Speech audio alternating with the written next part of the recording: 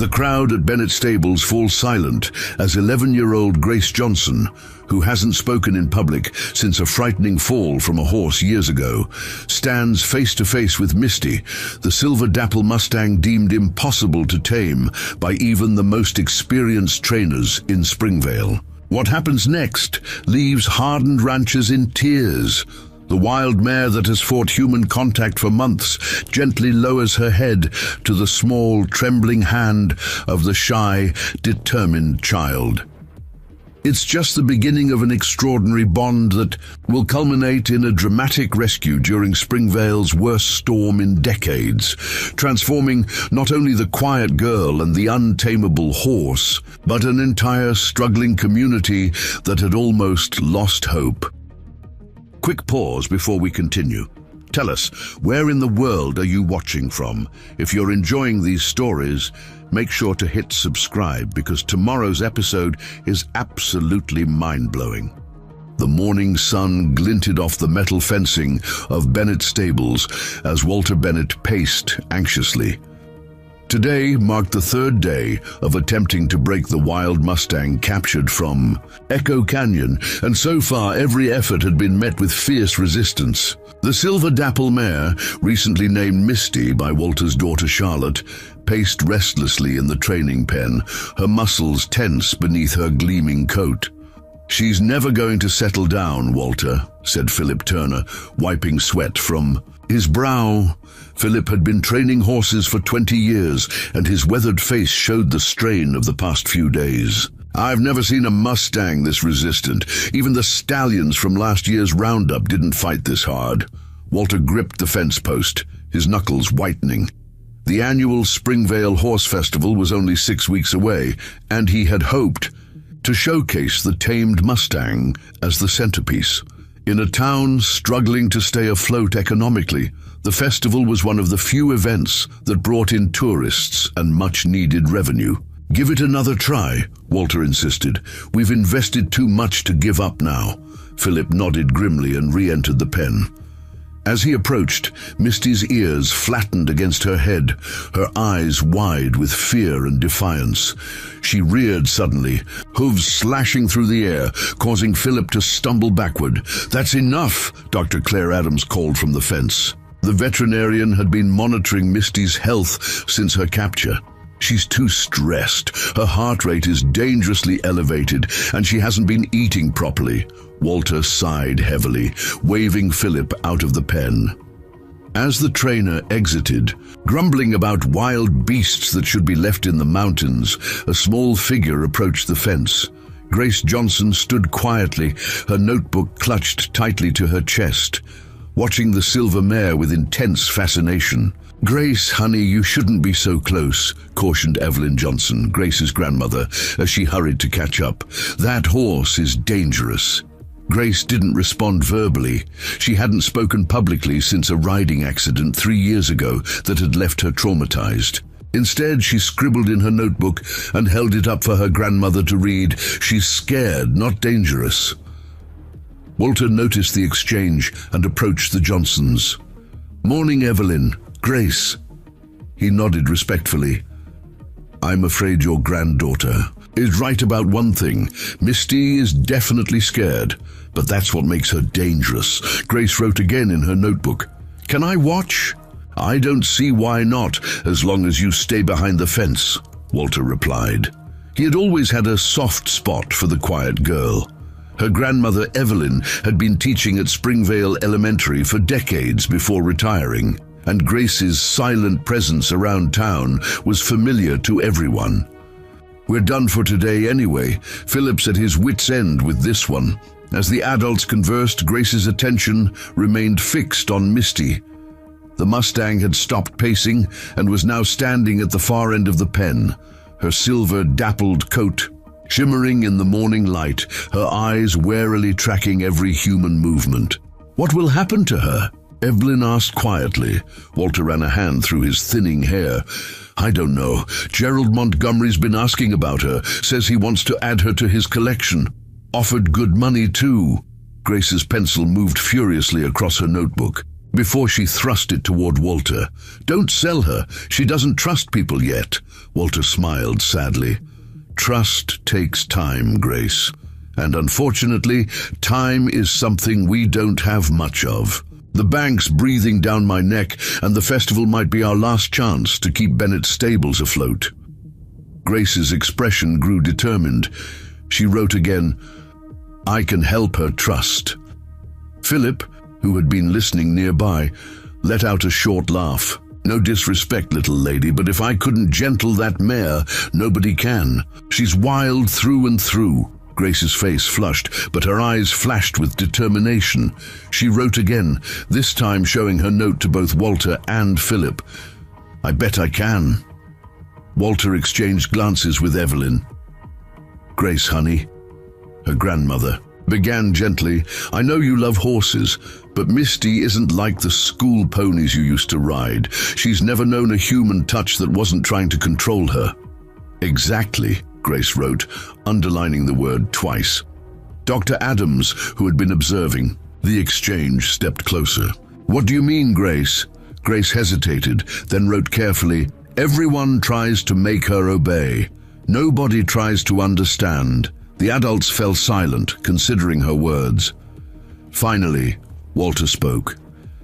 And you think you understand her? Grace nodded, firmly. It's too dangerous, Evelyn protested. After what happened with Daisy, Grace flinched at the mention of the horse she'd fallen from years ago, but remained resolute, writing, Misty is different. I can help her. Walter looked at the determined girl, then at the untamable Mustang. Something about Grace's quiet confidence gave him pause. Tell you what, he said slowly. You can observe from a safe distance, but no going in the pen, no touching Misty without supervision. We clear? Grace nodded eagerly, then wrote, When can I start? Tomorrow, I suppose, Walter replied. But Grace... He knelt down to her level, his voice serious.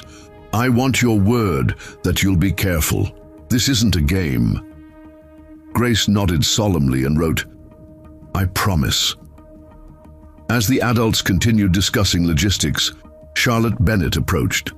At 13, Walter's daughter considered herself far more mature than Grace, and she eyed the younger girl with skepticism. You're really going to try and tame Misty? She asked doubtfully. Dad says she's the most stubborn animal he's ever seen. Grace simply nodded. Well, good luck with that, Charlotte said with a hint of condescension. Even Mr. Turner couldn't do it, and he's been training horses since before we were born. Grace didn't respond, her attention already drawn back to Misty. The Mustang had moved closer to their side of the pen, her nostrils flaring as she caught Grace's scent. For a brief moment their eyes met.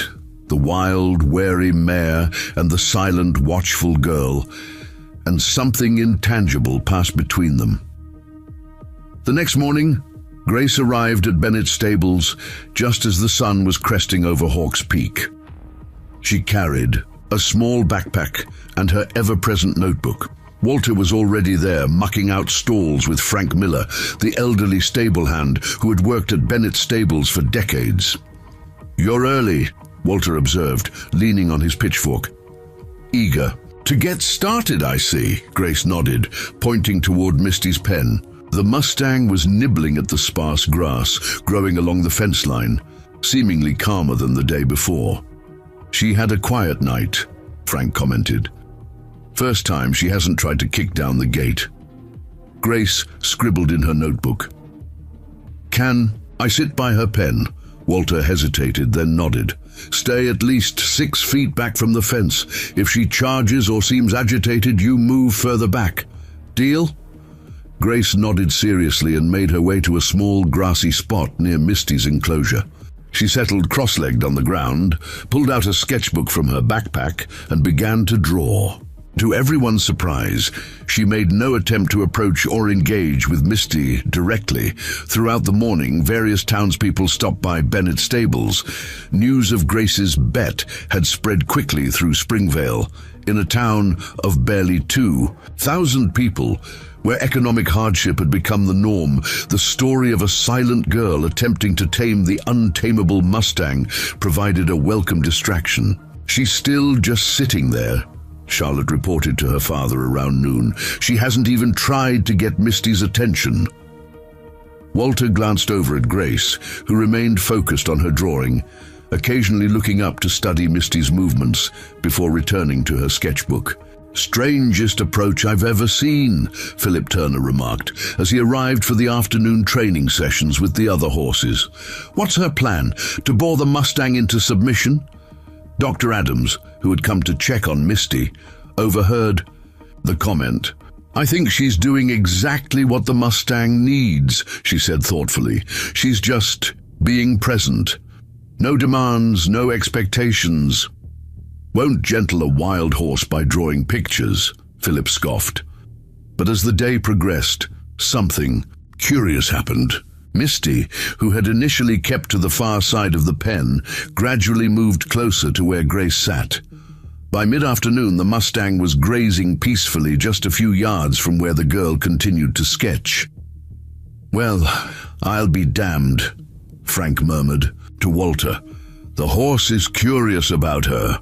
Walter nodded, watching intently. "Let's see where this goes." As the sun began to set, casting long shadows across the stables, Evelyn arrived to take Grace home.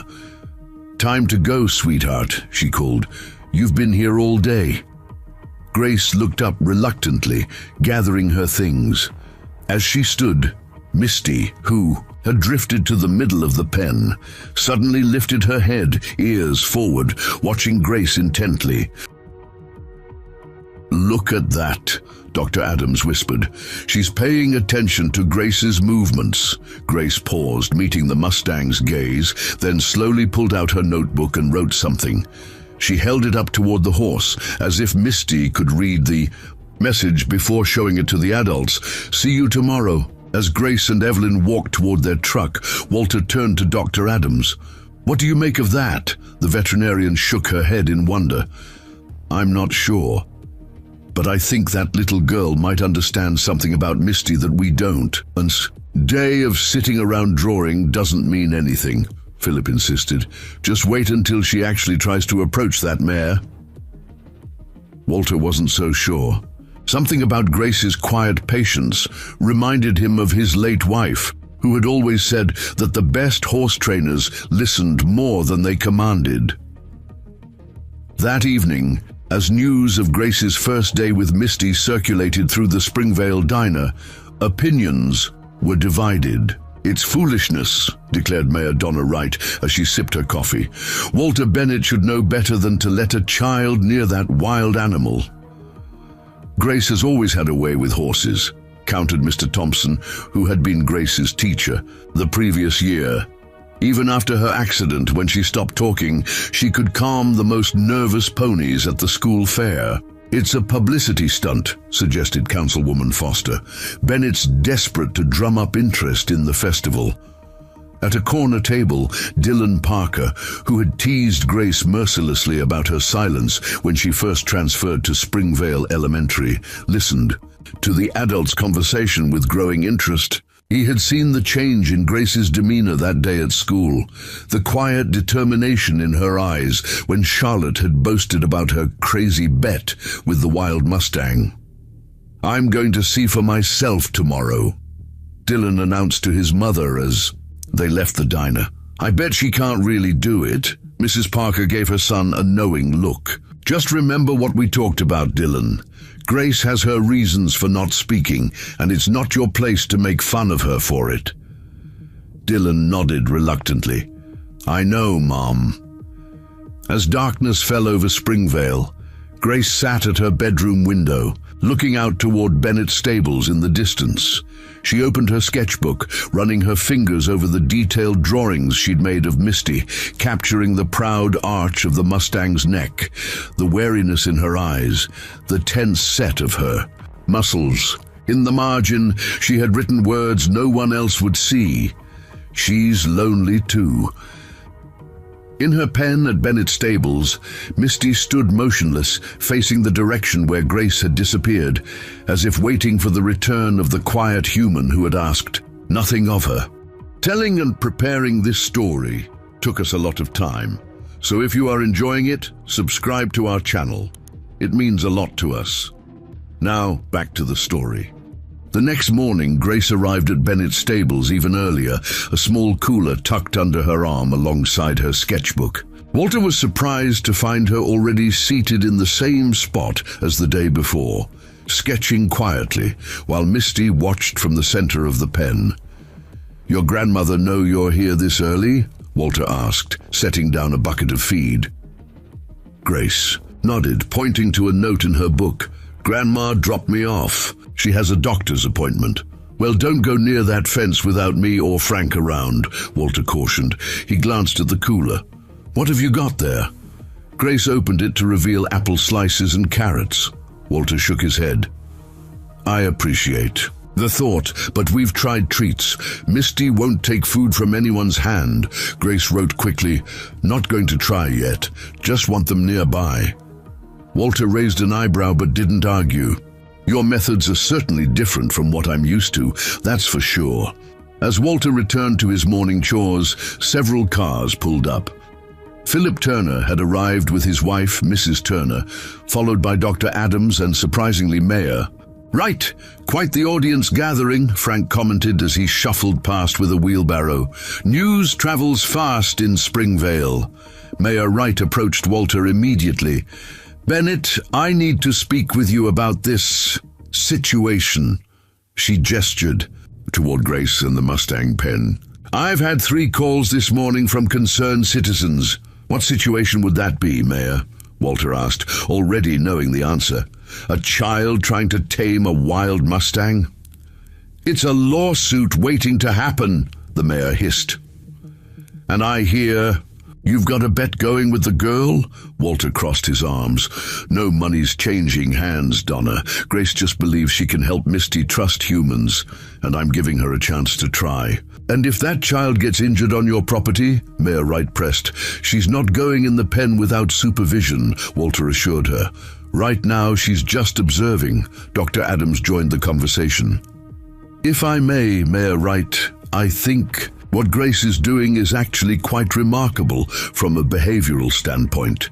She's establishing herself as a non-threatening presence in Misty's environment." The mayor seemed unconvinced. "Claire, you're a veterinarian, not a child safety expert." "With all due respect," Dr. Adams replied, "I understand stress responses in mammals better than most. What Grace is doing, minimizing pressure and allowing the Mustang to become curious on her own terms, is textbook perfect for building trust with a traumatized animal." Their conversation was interrupted by the arrival of a sleek black SUV. Gerald Montgomery stepped out, his expensive boots crunching on the gravel. The businessman's presence immediately created a stir. Montgomery owned half the properties in Somerset and had recently been buying up struggling businesses in Springvale. "Walter!" Montgomery called, approaching with an outstretched hand. "I thought I'd come see this wild Mustang everyone's talking about." Walter shook his hand firmly. "Gerald, didn't expect to see you today." Montgomery's gaze drifted to Grace, who continued sketching, seemingly oblivious to the growing crowd. "And this must be the famous horse whisperer I've been hearing about." His tone carried a hint of amusement. "That's Grace Johnson," Walter explained. "Evelyn's granddaughter." Montgomery nodded. "Ah, yes, the girl who doesn't speak. Interesting approach she's taking." He turned back to Walter, lowering his voice. "My offer still stands. 15,000 for the Mustang, whether she's broken or not." Before Walter could respond, they noticed movement in the pen. Misty, who had been keeping her distance from the fence where the adults gathered, was now walking slowly toward Grace's side of the enclosure. The silver mare's head was lowered, her steps deliberate, her ears forward with interest. "Well, I'll be," Frank whispered. Everyone fell silent, watching as Misty approached the fence near Grace. The girl remained seated, continuing her drawing, only occasionally glancing up at the Mustang. "She's ignoring the horse," Montgomery observed, puzzled. "No," Dr. Adams corrected quietly. "She's giving Misty space to make her own choice." Misty stopped about 15 feet from the fence, nostrils flaring as she scented the air. Grace very slowly, set down her sketchbook and reached for her cooler. Every adult tensed as she removed an apple slice and placed it on the ground in front of her, well outside the fence. "She's too far from the fence," Philip said. "The horse can't reach that." "I don't think that's the point," Dr. Adams murmured. Grace returned to her drawing. Seemingly indifferent to whether Misty approached the treat or not, the Mustang stood frozen, watching, her silver coat gleaming in the morning sun. A truck pulled up, and Evelyn Johnson emerged. Seeing the gathered crowd, she hurried over. "What's happening?" she whispered to Walter. "Your granddaughter might be onto something," Walter replied, not taking his eyes off the scene. After what seemed like an eternity, Misty took a cautious step forward, then another. She approached the fence, her focus shifting between Grace and the apple slice on the ground. "Don't look directly at her, folks," Dr. Adams advised the group. "Direct eye contact can be threatening." The adults averted their gazes slightly, watching peripherally as Misty came within a few feet of the fence. The Mustang stretched her neck, trying to scent the apple, but it was indeed too far to reach. Grace, still without looking directly at Misty, slowly reached for another apple slice. With deliberate movements, she placed it a bit closer to the fence, then resumed drawing. "Smart girl," Dr. Adams whispered. "She's creating a pathway of trust." "Or a pathway of treats," Philip countered skeptically. Mayor Wright checked her watch. Impatiently, "As fascinating as this is, I have a town to run. Walter, we'll discuss the safety concerns another time." She departed with a final worried glance at Grace. As the morning progressed, more townspeople arrived to witness Grace's unconventional approach. By lunchtime, a small crowd had gathered at a respectful distance. Among them was Dylan Parker, who watched with unconcealed interest. "Is she really going to tame that horse?" he asked his mother, who had driven him over during her lunch break from the diner. "I don't know, honey," Mrs. Parker replied, "but she sure seems to have a plan." Throughout the day, Grace continued her pattern, drawing, occasionally placing a treat slightly closer to the fence, never pushing or demanding Misty's attention. By mid-afternoon, the Mustang had eaten 3 apple slices and a carrot, each one placed a little nearer to the fence than the last. The most remarkable moment came around 3 o'clock, when Grace, after placing a carrot piece just at the base of the fence, returned to her spot and began humming softly. It was the first sound many of the townspeople had heard from her in years. Misty's ears perked up at the gentle melody.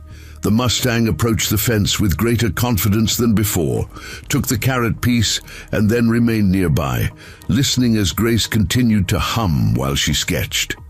"That's the most progress anyone's made with her," Walter admitted to Philip, who had remained skeptical throughout the day. "It's a start," Philip conceded grudgingly, "but humming to a horse and getting it to take a carrot is a far cry from having it trust you enough to be haltered or ridden." Gerald Montgomery, who had left and returned later in the day, approached Walter again. "Interesting technique the girl has, but I maintain my offer, Walter. The Springvale Horse Festival is only 6 weeks away. Even if the girl makes progress, you won't have a fully trained Mustang by then." Walter sighed, feeling the weight of his financial concerns. "I appreciate the offer, Gerald. I'll think about it. As evening approached, Evelyn returned to collect Grace.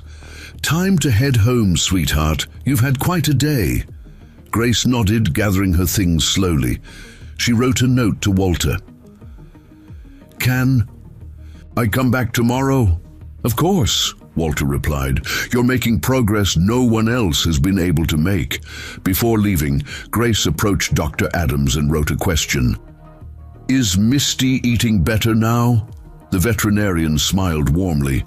Yes, she is. I noticed she finished her grain this morning for the first time since she arrived. Grace's face lit up with a small smile, and she wrote, She's less scared now. After Grace and Evelyn departed, Dr. Adams lingered, checking Misty's vital signs. The Mustang seemed more relaxed than she had been since her capture, grazing peacefully, near the spot where Grace had sat all day. What do you think, Doc? Walter asked as they watched Misty from a distance. Is the girl really getting through to her? I think, Dr. Adams replied thoughtfully, that we're witnessing something quite remarkable. Grace is using silence and patience in a way that resonates with Misty. Most of us approach horses with our human expectations. We want results, compliance, submission. Grace is simply offering companionship. But will it be enough? Walter wondered aloud. Bennett's stables needs more than a partially tamed Mustang to stay afloat. Dr. Adams gave him a sideways glance. Maybe this isn't just about saving the stables, Walter. Maybe it's about something more. The following morning, Grace arrived with a small folding chair and a thick blanket alongside her usual supplies. Walter, already at work in the stables, watched curiously as she set up her spot slightly closer to Misty's fence than before. Testing her boundaries today, he asked.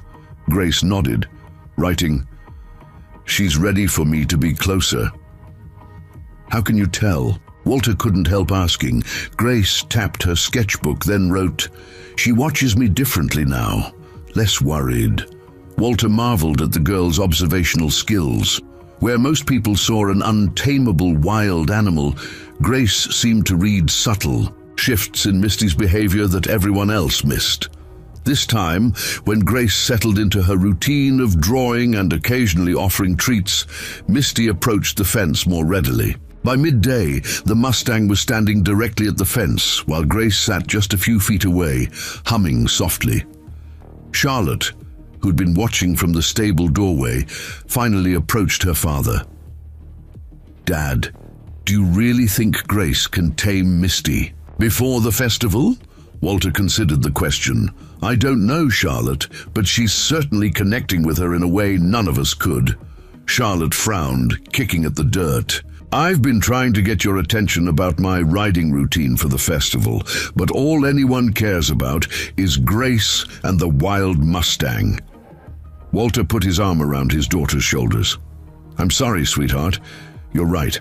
Let's go over your routine this afternoon. You've been working hard, and that shouldn't go unnoticed. Charlotte's expression softened. Thanks, Dad. After a pause, she added, I still don't think she'll be able to ride Misty, though. Maybe that's not what this is about, Walter replied, echoing Dr. Adams' words from the previous evening.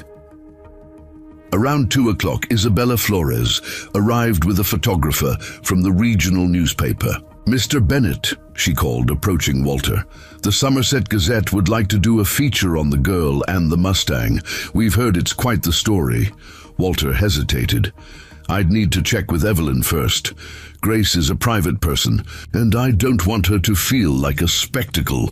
Of course, Isabella agreed, but you must admit it's an inspiring story. The silent girl who might succeed where seasoned trainers failed. Our readers would love it. Let me talk to Evelyn, Walter repeated firmly. While this conversation took place, something unexpected was happening at Misty's pen. Grace had stood up and was now standing motionless at the fence, her palm flat against the metal. On the other side, Misty had approached until her muzzle was inches from Grace's hand. The two remained that way, neither moving, a girl and a Mustang separated. by a fence, but connected by something intangible. Frank noticed first, nudging Walter and pointing. Conversations died away as everyone turned to watch. "Nobody move," Walter whispered.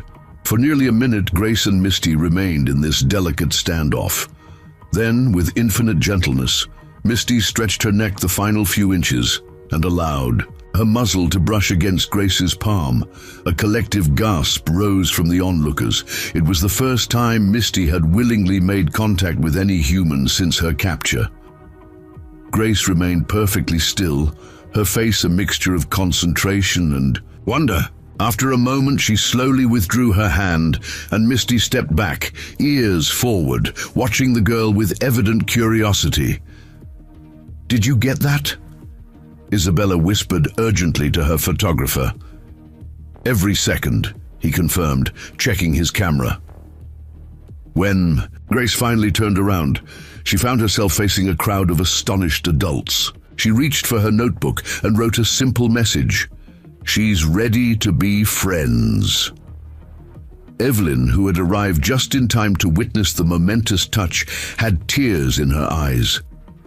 "Grace, sweetheart, that was amazing." Grace smiled, a real, full smile that transformed her serious face, and wrote, "Tomorrow, I want to try something new." "What's that?" Walter asked, both nervous and excited about the progress. Grace's pencil moved decisively across the page. "I want to go in with her." A chorus of protests immediately erupted from the adults. Evelyn looked alarmed, Walter shook his head firmly, and Philip Turner declared it absolute madness. "Grace, no," Walter said emphatically. "One touch through a fence is a good start, but Misty is still a wild Mustang. It's far too dangerous." Grace's expression grew frustrated. She wrote rapidly, "She trusts me. She won't hurt me." "You don't know that," Evelyn countered gently. "Honey, we're all impressed with what you've accomplished, but entering an enclosure with a half-ton wild animal is different." Dr. Adams, who'd been observing quietly, finally spoke up. "What if we compromise? We could create a smaller, divided section of the pen with a gate between. Grace could be in one side, Misty in the other, with the ability to interact more. Directly but still with a barrier for safety." Grace considered this suggestion, then nodded reluctantly, writing, "Okay, but soon she'll need to be free of fences to really trust." As the group dispersed to make preparations for the next day's modified arrangement, Dylan Parker approached Grace hesitantly. The two had barely spoken since Grace transferred to Springvale Elementary after her accident. "That was pretty cool," he admitted awkwardly. "How did you know she would let you touch her?" Grace studied him for a moment, as if deciding whether he was sincere. Finally, she wrote in her notebook, "I didn't know for sure. I just felt it was time to try." Dylan nodded, scuffing his sneaker in the dirt. "Everyone at school's talking about it, about you and the Mustang." He paused. "I told them you'd do it, that you'd tame her." Grace tilted her head, surprised by this support from a former tormentor. She wrote, "Thanks, but I'm not taming her. We're becoming friends.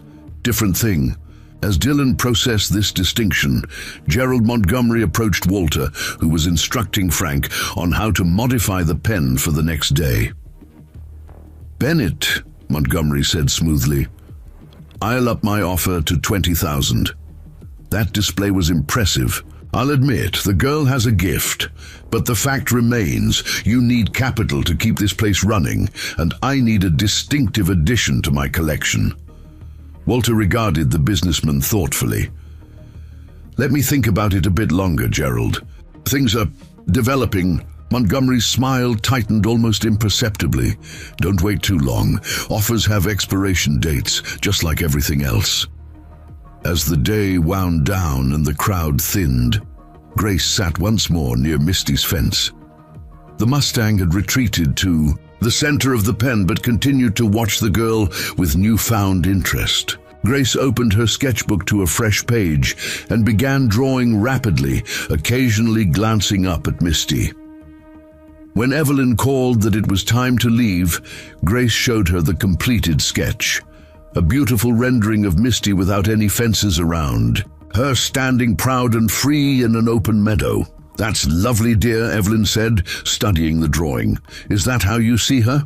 Grace nodded, then wrote beneath the sketch, "That's how she needs to be, free but not alone." As they drove away, Evelyn glanced at her granddaughter. "You know, this is the most I've seen you write since, well, in a long time. You must really care about this horse." Grace stared out the window, back toward Bennett's stables, her expression thoughtful. After a moment, she wrote something in her notebook but kept it to herself. "Misty understands what it's like when no one hears you."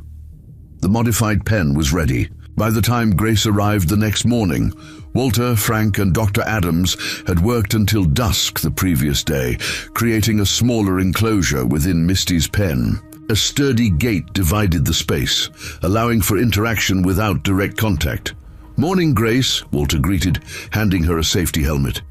"Everyone agreed you could try this, but we need to take precautions." Grace examined the helmet with a frown, then wrote in her notebook, "Misty might not like it.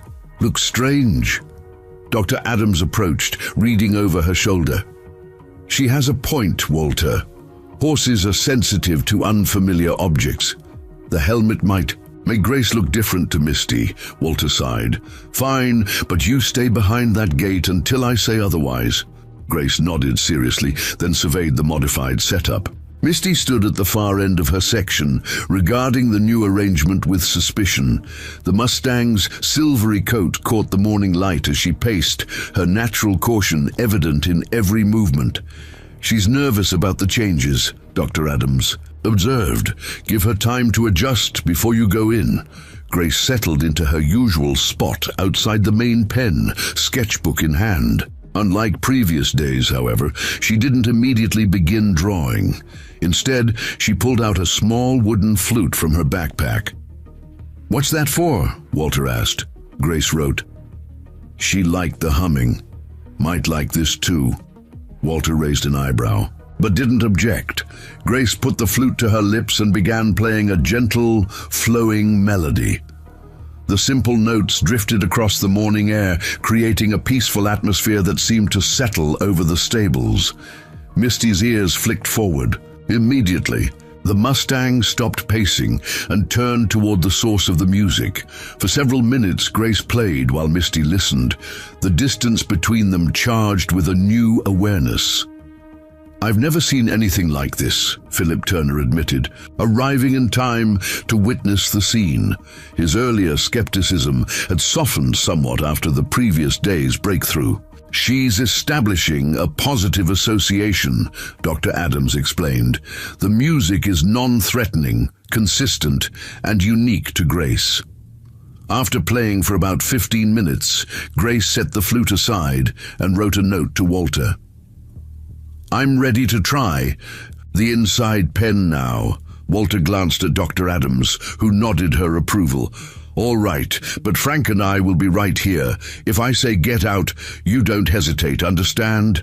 Grace nodded solemnly and gathered her things. Walter opened the outer gate, allowing her to enter the smaller section of the divided pen. Once she was safely inside with the gate secured behind her, she settled cross-legged on the ground, about 5 feet from the dividing gate between her and Misty. The Mustang regarded this development with evident wariness, retreating to the furthest corner. Grace didn't seem concerned. She simply removed her sketchbook and began drawing, occasionally playing a few notes on the flute. By mid-morning, a small crowd had gathered again. Evelyn arrived with a thermos of hot chocolate for Grace, her face tense with worry. "Should she be in there?" she asked Walter quietly. "She's separated from Misty by the dividing gate," he assured her. "And honestly, Evelyn, I'm beginning to think your granddaughter knows what she's doing better than any of us." As lunchtime approached, Charlotte appeared with a brown paper bag. "Dad said to bring you lunch," she told Grace, passing it through the outer fence. Grace accepted it with a smile and a nod of thanks. To everyone's surprise, Charlotte didn't leave immediately. "Can I watch for a while?" she asked, her previous resentment seemingly diminished. Grace nodded, gesturing to a spot nearby. Charlotte sat down, watching with growing interest as Grace continued her patient routine. "How do you know what she's thinking?" Charlotte asked after a while. Grace considered this, then wrote, "I don't know exactly, but I watch her ears, her eyes, how she holds her tail. She talks without words." "Like you," Charlotte observed candidly. Grace's eyes widened slightly, then she gave a small nod of acknowledgement. "Does it bother you?" Charlotte continued. "When people ask why you don't talk?" Grace hesitated, then wrote, "Sometimes people think being quiet means you have nothing to say." Charlotte absorbed this, looking from Grace to the Mustang. "I think I understand why you like Misty. Everyone's trying to make her be something she's not ready to be." A look of surprise crossed Grace's face, followed by a genuine smile. She wrote, "Exactly." Their conversation was interrupted by movement from Misty's side of the pen. The silver mare had begun gradually making her way toward the dividing gate. Drawn by curiosity, or perhaps by the girl's quiet interaction. "She's coming closer," Charlotte whispered excitedly. Grace remained calm, continuing to sketch while Misty approached. The Mustang paused about 10 feet from the gate, nostrils flaring as she caught the girl's scent. Grace slowly reached into her pocket and withdrew an apple slice. With careful movements, she placed it on the ground just on her side of the dividing gate. Then she resumed drawing, giving no further indication she expected anything from Misty. Minutes passed. Charlotte fidgeted but remained quiet, following Grace's example. Gradually, Misty took a step forward, then another, her attention fixed on the apple slice. When the Mustang finally reached the dividing gate, she stretched her neck through the bars, straining to reach the treat. It was just beyond her reach, deliberately placed so by Grace, Walter realized. Without looking up from her sketchbook, Grace slowly inched forward on the ground, bringing herself and the apple slightly closer to Misty. The Mustang snorted softly, but didn't retreat. Grace moved again. A tiny bit closer, the entire stable area had gone silent, everyone watching this delicate dance of trust unfolding between girl and horse. Even Gerald Montgomery, who had arrived with his usual proposal for Walter, stood transfixed. Finally, Grace was close enough that Misty could stretch her muzzle through the bars and take the apple. As the Mustang ate, Grace remained still, her eyes downcast, offering no threat. When Misty finished, she didn't pull back. Instead, she remained at the gate, her curious gaze on Grace. With exquisite slowness, Grace raised her hand, palm open, and held it near but not touching Misty's muzzle. For several heartbeats, they stayed frozen in this position, the girl offering contact, the Mustang deciding whether to accept. Then Misty lowered her muzzle into Grace's palm. A collective gasp rose from the onlookers. Evelyn brought her hand to her mouth, tears welling in her eyes. Walter nodded in quiet amazement, while Dr. Adams observed with professional appreciation. "Remarkable," she murmured. "The level of trust she's established in just a few days."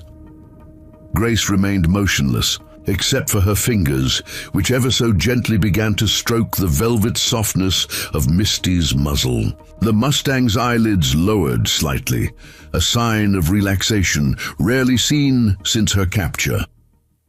After this breakthrough, Grace spent the rest of the afternoon at the dividing gate, gradually allowing Misty to become comfortable with her touch. By late afternoon, the Mustang was readily accepting strokes along her muzzle and forehead, sometimes even pushing against Grace's hand for more contact. "I think we've seen enough for one day," Walter announced as evening approached.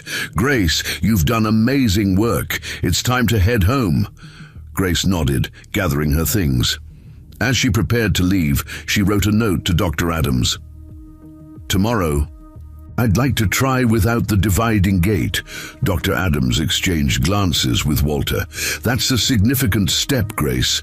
Let's see how Misty feels in the morning." As Grace reluctantly departed with Evelyn, the core group remained to discuss the day's developments. "The girl's got a gift," Philip acknowledged grudgingly. "I've never seen a wild Mustang respond like that, especially not one as resistant as Misty." "It's her approach," Dr. Adams replied. "She's letting Misty make all the choices. No pressure, no expectations." "It's impressive," Gerald Montgomery interjected smoothly, "but time is still a factor, Walter. The festival is getting closer, and your creditors won't wait forever." Walter rubbed his forehead wearily. "I know, Gerald, but we're seeing real progress here. I'm not ready to sell yet." Montgomery's pleasant expression tightened slightly. "Just remember, sometimes hard decisions are necessary in business. Sentiment can be expensive." After Montgomery departed, Walter turned to Dr. Adams. "What do you think about Grace's request? Is it too soon for direct contact without the gate?" Dr. Adams considered carefully.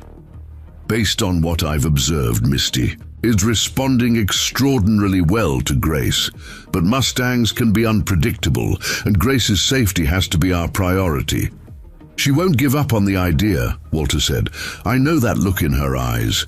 Dr. Adams smiled. "Then we'll need to find a compromise that keeps her safe while respecting the connection she's building with Misty." The following morning brought unexpected complications. Heavy rain had turned the stable grounds muddy, and the pen where Misty was kept had become slick and potentially hazardous. "We can't let Grace in there today," Walter decided, surveying the conditions. "Too dangerous, even with the dividing gate." Grace arrived with Evelyn just as Walter was finishing his assessment. Her face fell when he explained the situation, but she nodded in understanding. "Maybe it's for the best," Evelyn said gently. "You've been pushing yourself hard with this project, Grace. A day off might be good." Grace shook her head firmly and wrote, "I'll sit outside the pen. Misty expects me now." Walter couldn't argue. With her dedication, "All right, but stay on the bench under the overhang. At least you'll be dry there." Grace settled in her spot, protected from the worst of the rain by the stable's extended roof. Misty, who had been pacing restlessly, immediately noticed her arrival and approached the fence. "Look at that," Frank commented to Walter. "Mare's been looking for her all morning." The rain continued throughout the day, heavy at times, then tapering to a steady drizzle. Despite the weather, Grace remained at her post, sometimes drawing, sometimes playing her flute, always maintaining her calm presence for Misty. By afternoon, something unexpected happened. Misty began mirroring Grace's behavior, settling down in the pen at a spot closest to where Grace sat, despite the muddy conditions. The Mustang seemed content simply to be near the girl, even with the fence between them. "It's like they're having a conversation without words," Charlotte observed, bringing Grace a mug of hot soup from the house. Grace smiled and wrote, "We are." Late in the day, as the rain finally began to clear, Sheriff Andrew Lawson's patrol car pulled into the stable yard. He approached Walter with a concerned expression. "Walter, I've got some news you should hear," the sheriff said quietly, leading him away from Grace. "The creek that runs behind your property is rising fast. The storm dropped more rain up in the hills than we expected." Walter frowned. "How bad?" "Bad enough that I'm warning everyone in the low areas to be prepared for flooding. Your house should be fine on the rise there, but these lower stable areas..." The sheriff left the implication hanging. "We'll move the horses to the upper paddocks," Walter decided immediately. "Frank, get the trailers ready." As the stable erupted into activity, Grace watched with growing concern. She tugged at Walter's sleeve as he hurried past and wrote, "What about Misty?" "We'll move her too," Walter assured her, "but she's never been in a trailer. It won't be easy." Grace wrote rapidly, "Let me help. She trusts me now." Walter shook his head. "Too risky, Grace. We don't have time for a gentle approach. We need to move the horses quickly." Philip and 2 ranch hands were already preparing to enter Misty's pen with ropes and a halter. Grace's eyes widened in alarm. She scribbled frantically. "No, you'll scare her. She'll fight. Let me try first." "Grace, honey," Evelyn intervened. "Walter knows what he's doing. It's an emergency." Grace's expression grew determined. As the men approached Misty's pen, she suddenly darted forward, placing herself between them and the gate. "Grace!" Walter exclaimed. "Move aside. This isn't a game." Grace shook her head firmly, her stance unwavering. She wrote quickly, 5 minutes. Just give me 5 minutes." Walter looked at the darkening sky, then at Sheriff Lawson, who shrugged. "Your call, Walter, but we don't have much time." 5 minutes, Walter agreed reluctantly. "Not a second more." Grace nodded gratefully and moved to the gate of Misty's pen. Walter hesitated, then unlocked it for her. "Be careful," he warned. The moment Grace stepped into the pen, the first time without any dividing barrier between her and Misty, everyone held their breath. The Mustang, already agitated by the commotion, took several steps back, her posture tense. Grace stood motionless just inside the gate. Her body language relaxed despite the mud beneath her boots. She made no move toward Misty, simply waiting. Her gaze soft and indirect. "This'll never work," Philip muttered. "We need to get a rope on her." "Wait," Dr. Adams said, having arrived to help with the evacuation. "Look." Misty was watching Grace intently, her ears flicking back and forth. The Mustang took a hesitant step forward, then another. Grace remained still, only her eyes tracking. Misty's movement. When the mare was about 10 feet away, Grace slowly reached into her pocket and pulled out a carrot. She extended her hand, offering the treat, her movements deliberate and calm despite the urgency of the situation. Misty approached, cautiously, nostrils flaring. When she was close enough, she stretched her neck to take the carrot from Grace's hand. As the mare ate, Grace gently raised her other hand and placed it on Misty's neck. The first direct contact without offense between them. "I don't believe it," Philip whispered. Grace stood stroking Misty's neck for a long moment, then slowly withdrew a halter from behind her back, one she had asked Charlotte to bring her while everyone else was focused on preparations. "She's going to try to halter her," Walter realized, tensing. "Should we stop her?" "No," Dr. Adams said firmly. "She's making progress. Interrupting now could undo everything."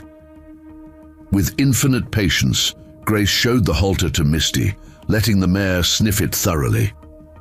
Then with slow movements, she began the process of slipping it over Misty's head. The Mustang flinched once, but didn't pull away. When the halter was secured, Grace stroked Misty's neck reassuringly. Then came the most astonishing moment yet. Grace took the lead rope attached to the halter and gave it the gentlest of tugs. Misty hesitated, then took a step forward, following Grace's guidance.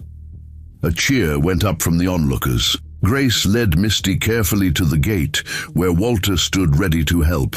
"I can't believe what I'm seeing," he said, his voice thick with emotion. "Grace, you did it." Grace's face shone with quiet pride as she continued leading Misty out of the pen and toward the waiting trailer. The Mustang balked slightly at the ramp, but with Grace's gentle encouragement, eventually entered the trailer with far less resistance than anyone had expected. As Walter secured the trailer door, the rain began falling again, heavier than before. In the distance, they could hear the rising creek, a reminder of the danger that had prompted this unexpected test of Grace's connection with Misty. "Well, I'll be damned," Sheriff Lawson said, tipping his hat to Grace. "Looks like you won your bet, young lady." Grace smiled, her eyes bright with unshed tears of joy. She took out her notebook and wrote something that made Walter's breath catch. She just needed someone to listen to her. As they drove the horses up to the safety of the higher paddocks, Evelyn put her arm around Grace's shoulders. "I'm so proud of you, sweetheart. What you did today was extraordinary." Grace leaned into her grandmother's embrace, watching the trailer carrying Misty. In her heart, she knew that today had changed everything. The dividing gates, both physical and emotional, had finally come down. The morning after the evacuation, Springvale awoke to assess the damage from the flooding. Though the creek had overflowed its banks, reaching the lower edge of Bennett's stables, the swift action to move the horses had prevented any injuries. The stables themselves suffered minimal damage. Some water in the storage areas, hay soaked, beyond use, but the structures remained sound. Grace arrived with Evelyn to find Walter and Frank already clearing debris from the stable yard. Her eyes immediately searched for Misty. Walter, noticing her concern, pointed toward the upper paddock where the Mustang stood at the fence, watching the activity below. "She's been like that all morning," Walter said. "Looking down here like she's waiting for someone." Grace's face brightened. She quickly wrote, "Can I go see her?" "Of course," Walter replied. "Just be careful in the upper path. It's still muddy." As Grace headed up the hill toward the paddock, Charlotte joined her father. "Dad, I've been thinking about the festival demonstration," she said hesitantly. "What if, instead of my regular routine, we showcase what Grace has done with Misty?" Walter looked at his daughter in surprise. "That's generous of you, Charlotte. You've been practicing your routine for months." Charlotte shrugged, though the gesture didn't quite hide her mixed feelings. "Everyone's going to want to see Misty anyway, and what Grace did yesterday, it was pretty amazing." "Yes, it was," Walter agreed, putting an arm around her shoulders. "But let me talk to Grace first. She might not want that kind of attention." Up at the paddock, Grace approached the fence where Misty waited. The Mustang's ears pricked forward in recognition, and she came directly to the girl, stretching her neck over the fence. Grace reached up to stroke Misty's forehead, a smile spreading across her face. "Well, would you look at that?" Frank marveled from a distance, acting like they've been together for years. Dr. Adams, who had arrived to check on the horses after the evacuation, nodded thoughtfully. Grace's approach created a foundation of trust rather than compliance. That's why Misty seeks her out now. She associates Grace with choice and safety, not force. For over an hour, Grace sat by the paddock fence, Misty grazing nearby, but returning frequently for contact. The girls sketched contentedly, occasionally looking up to observe the Mustang's movements. This peaceful scene was interrupted by the arrival of Gerald Montgomery's SUV, followed by Mayor Wright's sedan. "Trouble," Frank muttered to Walter. Walter straightened up from the debris he'd been clearing. "Gerald, Mayor Wright, what brings you by today?" "Checking on the damage," Mayor Wright replied, surveying the stable yard. "The creek rose higher than expected. Several properties downstream got hit hard." "We were lucky," Walter acknowledged. "Moved the horses just in time." Montgomery's attention was fixed on the upper paddock where Grace sat with Misty. "I hear there was quite a breakthrough yesterday," he said smoothly. "Isabella Flores was just telling me about it at the diner. Something about the Johnson girl, altering the wild Mustang when no one else could?" Walter nodded, unable to hide his pride. "It was remarkable. Grace has established a connection with Misty that professional trainers couldn't achieve." "A fortunate development," Montgomery replied, "which brings me to why I'm here. I'm prepared to offer $25,000 for the Mustang. Given yesterday's progress, she's even more valuable to my collection." Walter's smile faded.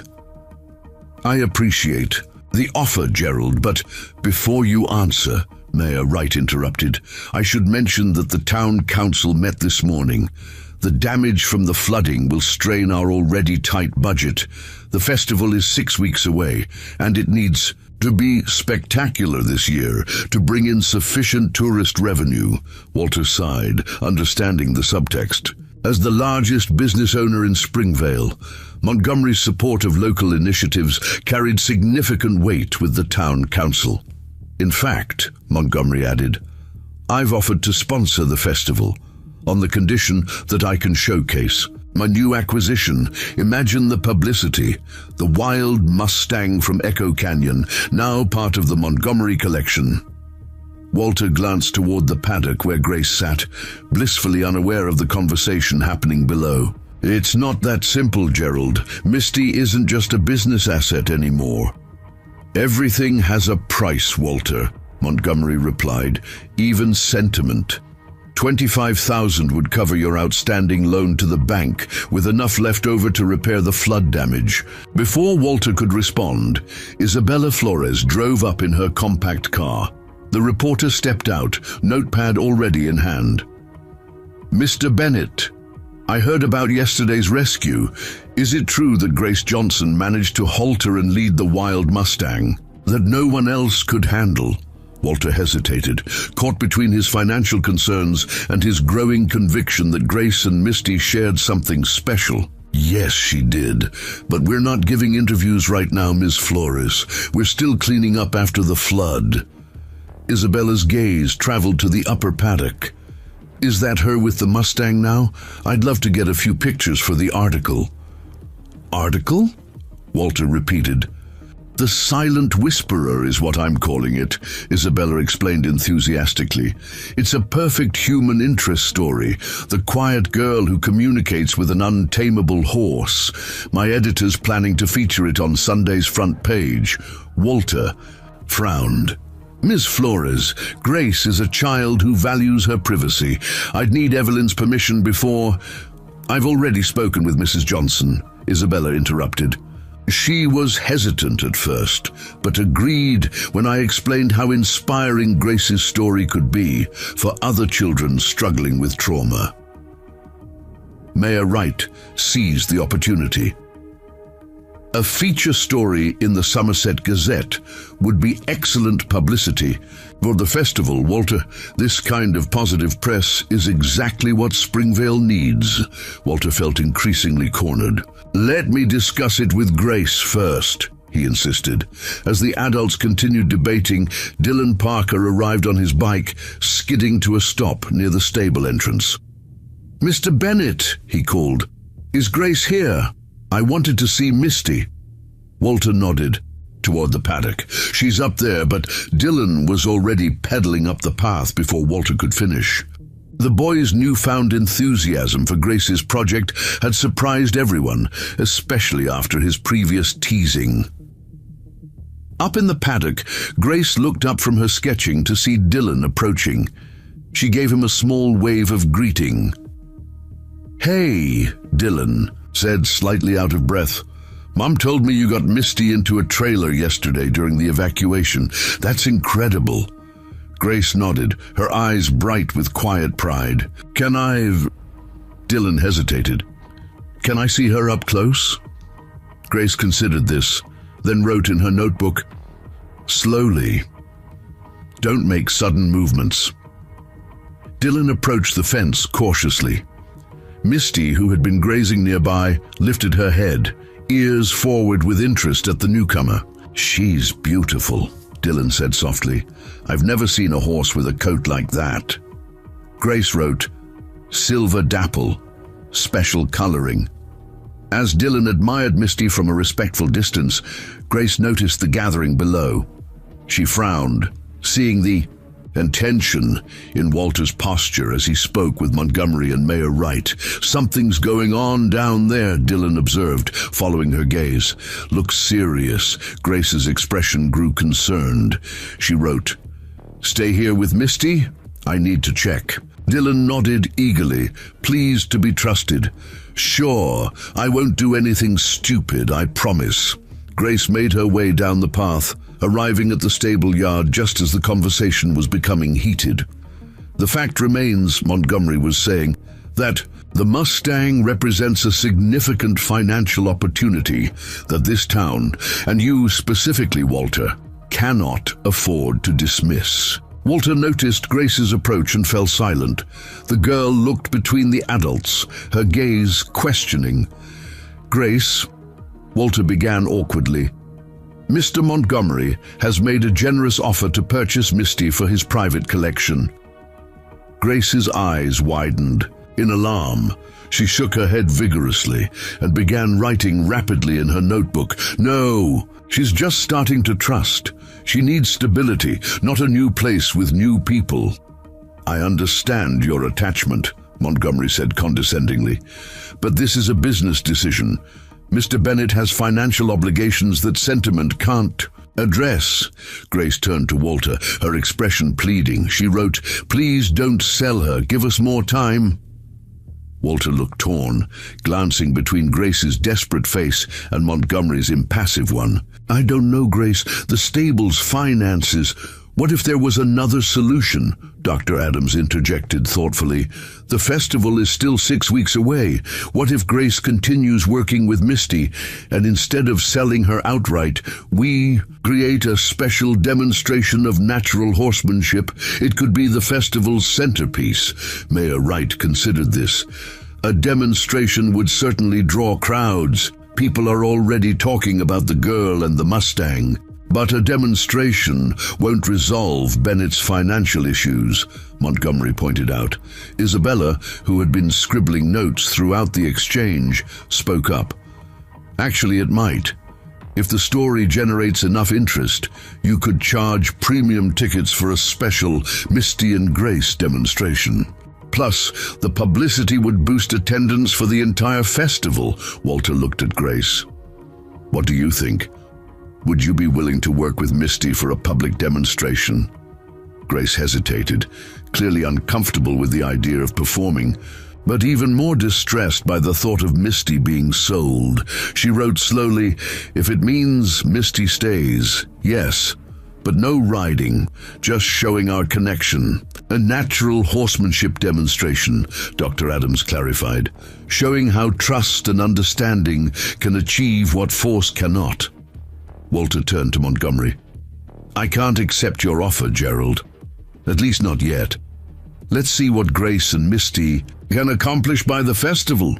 Montgomery's pleasant expression barely concealed his displeasure. "You're making a business error, Walter, but it's your stable." He turned to Mayor Wright. "My sponsorship offer stands, but I'll need to reconsider the amount." As Montgomery and Mayor Wright departed, Isabella approached Grace. "Would you mind if I took a few pictures of you with Misty for my article? It would really help people understand your special connection." Grace looked uncertain, but then wrote, "If it helps Misty stay, okay, but not too many." While Isabella gathered her camera equipment, Walter pulled Dr. Adams aside. "Do you really think Grace can prepare Misty for a public demonstration in 6 weeks? She's made incredible progress, but a festival environment is chaotic. Loud music, crowds, unfamiliar surroundings." Dr. Adams nodded thoughtfully. "It's a valid concern, but I've never seen a bond develop as quickly as the one between Grace and Misty. If anyone can prepare that Mustang, it's Grace." "And what about Grace herself?" Walter added quietly. "She doesn't speak publicly. A demonstration in front of hundreds of people—" "That's a conversation you'll need to have with Evelyn," Dr. Adams replied. "But remember, Grace just agreed to try. That says a lot about how much Misty means to her." Up at the paddock, Isabella was carefully taking photos of Grace and Misty, with Dylan watching from a respectful distance. The Mustang remained remarkably calm, despite the camera, seemingly content as long as Grace was nearby. "These are perfect," Isabella said, reviewing the images on her camera. "The contrast between the wild Mustang and the quiet girl. It's powerful. Would you mind telling me a bit about how you approach Misty? I can include your thoughts in the article." Grace considered this, then wrote in her notebook, "I listen to her. I don't try to make her do things. I let her choose." "And why do you think she responds to you when she rejected professional trainers?" Isabella pressed. Grace wrote thoughtfully, "Maybe because I know what it's like when people try to make you be something you're not ready to be." Isabella read the note, her expression softening. "That's beautiful, Grace. Is it okay if I quote you directly?" Grace nodded, though she looked slightly uncomfortable with the attention. As the day progressed, more visitors arrived at Bennett's stables, townspeople curious about the Mustang and the silent girl who had tamed her.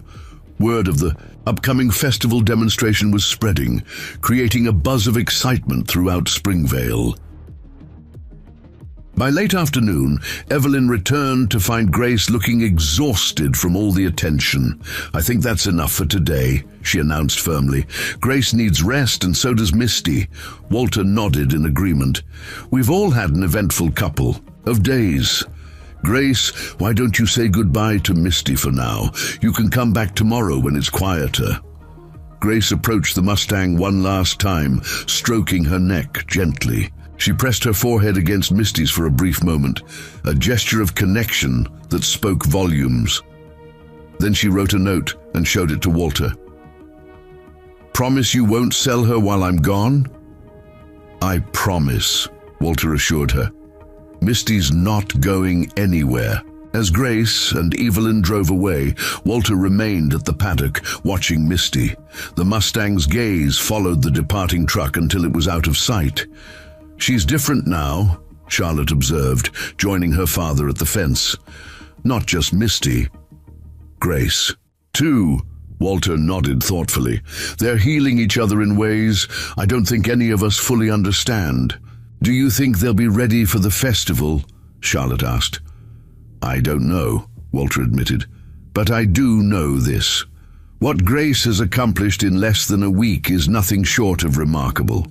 She's shown us all that sometimes the quietest voice carries the most powerful message," Charlotte smiled, "that when you actually listen instead of just trying to control." Walter looked at his daughter with surprise and pride. "Exactly. When did you get so insightful?" "I've been paying attention," Charlotte replied with a shrug. "That's what Grace does best, isn't it? She pays attention to what Misty needs, not what everyone else thinks Misty should be." As twilight descended over Springvale, the events of the past few days settled into a new reality. The town had a fresh sense of purpose, centered around the upcoming festival and its unique demonstration. Walter had a temporary reprieve from his financial worries, and somewhere in the heart of it all was Grace Johnson, the silent girl who had shown an entire community the power of listening without words. Back at Johnson Acres, Grace sat at her bedroom window, adding final touches to her latest drawing of Misty. In the sketch, the Mustang stood tall and proud, without fences, without constraints, but with Grace quietly by her side. Beneath the image, she had written words meant only for herself. "Freedom doesn't have to mean being alone." Sunday morning brought unexpected attention to Springvale. Isabella's article, "The Silent Whisperer," ran on the front page of the Somerset Gazette, complete with striking photographs of Grace and Misty. By noon, visitors from surrounding towns were arriving at Bennett's stables, eager to glimpse the girl and Mustang whose story had captured their imagination. "This is getting out of hand," Walter muttered to Evelyn as they watched another carload of strangers pull into the already crowded stable yard. "I didn't expect this kind of response." Evelyn nodded, her expression worried. "Grace is overwhelmed. She barely ate breakfast this morning." Walter glanced toward the upper paddock where Grace sat with Misty, keeping a noticeable distance from the crowds below. "Should we send everyone away? It's supposed to be her day off." "No," Evelyn sighed.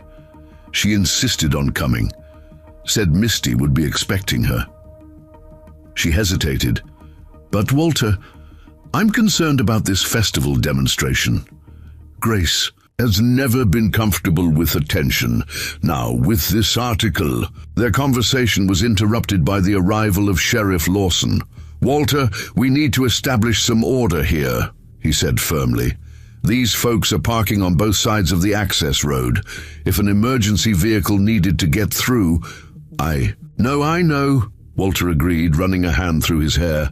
"This caught us unprepared." "I'll handle the traffic situation," Sheriff Lawson offered. "But you might want to set up a viewing area, somewhere people can see Grace and Misty without crowding them." Walter nodded gratefully. "Frank, can you and Philip rope off a section by the lower fence? Give folks a designated viewing spot." While the men worked to organize the unexpected influx of visitors, Charlotte approached Grace in the paddock. "It's crazy down there," she said, sitting beside Grace on the grass. "Everyone's talking about you and Misty." Grace glanced toward the crowd, her expression apprehensive. She wrote in her notebook, "Too many people, Misty doesn't like it." Charlotte observed the Mustang, who was indeed staying at the far end of the paddock, her posture alert and wary. "Dad's setting up a viewing area to keep them at a distance. But you know, if you're going to do the festival demonstration, there will be even more people watching." Grace frowned, writing, "Different then. We'll be prepared. This is sudden." "I could help," Charlotte offered unexpectedly. "With preparing Misty for crowds, I mean. My horse Maple doesn't get spooked easily. We could practice having them near each other with people around." Grace looked surprised, then thoughtful. She wrote, "That might help. Misty needs a horse friend too." Charlotte smiled, pleased by the acceptance. "Cool. We could start tomorrow if you want." Their plan was interrupted by Walter's arrival at the paddock. "Girls, I've had an idea about managing this situation. What if we set specific visiting hours? Say 2 hours in the afternoon when people can come observe. The rest of the time would be private training." Grace considered this, then nodded in agreement. "Great," Walter continued. "And Grace, Dr. Adams suggested we start documenting your training sessions, taking notes on Misty's progress, what works, what doesn't. It might help prepare for the festival demonstration." Grace wrote, "I can do that. Already keep notes in my sketchbook." "Perfect," Walter said. "One more thing. Mr. Thompson stopped by. He mentioned that several of your classmates want to come see Misty. He suggested it might be a good learning opportunity for the whole class, a field trip next week." Grace's expression instantly became guarded. She wrote quickly, "School kids. Loud. Misty might get scared." "That's a fair concern," Walter acknowledged. "But it could also be good practice for Misty, getting used to different voices and movements. And honestly, it might help with your classmates too. They'd see what you've accomplished." Grace didn't appear convinced, but she wrote reluctantly, "I'll think about it." As Walter returned to manage the crowd below, Charlotte lingered with Grace. "The kids at school aren't as bad as they used to be," she said quietly. "After Dylan started telling everyone how cool your work with Misty is, a lot of them changed their attitude." Grace raised an eyebrow skeptically. "It's true," Charlotte insisted. "I overheard Betsy Wright telling her friends they were wrong about you, said you were brave, not weird." Grace absorbed this information, her expression softening slightly. She wrote, "Still nervous about so many people." "I get it," Charlotte said, "but you won't be alone. I'll be there too." As the day progressed, Walter's impromptu management plan helped bring order to the situation. Frank and Philip created a designated viewing area at a respectful distance from the upper paddock. Sheriff Lawson organized parking along the access road. Even Dr. Adams contributed, giving informal educational talks about Mustang behavior to groups of visitors. By late afternoon, most sightseers had departed, leaving just a few dedicated observers watching from the viewing area. Grace had spent the day alternating between working quietly with Misty and retreating to a private corner of the paddock when the attention became too much. "She's handled it remarkably well," Dr. Adams commented to Evelyn. "Both Grace and Misty." Evelyn nodded, though her concern remained evident. "Grace has always been sensitive to overcrowding. Even before the accident, she preferred quiet, one-on-one interactions. Yet she's willing to participate in a public demonstration," Dr. Adams observed. "That speaks volumes about her dedication to Misty. I'm just worried it might be too much." "Pressure," Evelyn admitted. "She's making herself vulnerable for Misty's sake."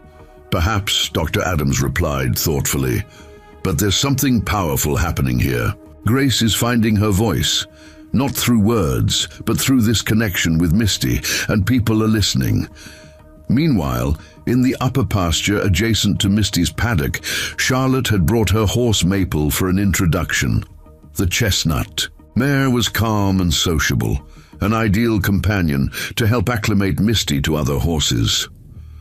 "They're getting along well," Walter observed, watching as the two horses sniffed at each other across the fence line. "Maple's a good influence." Grace nodded in agreement, writing, "Misty needs to learn to trust other horses too, not just people."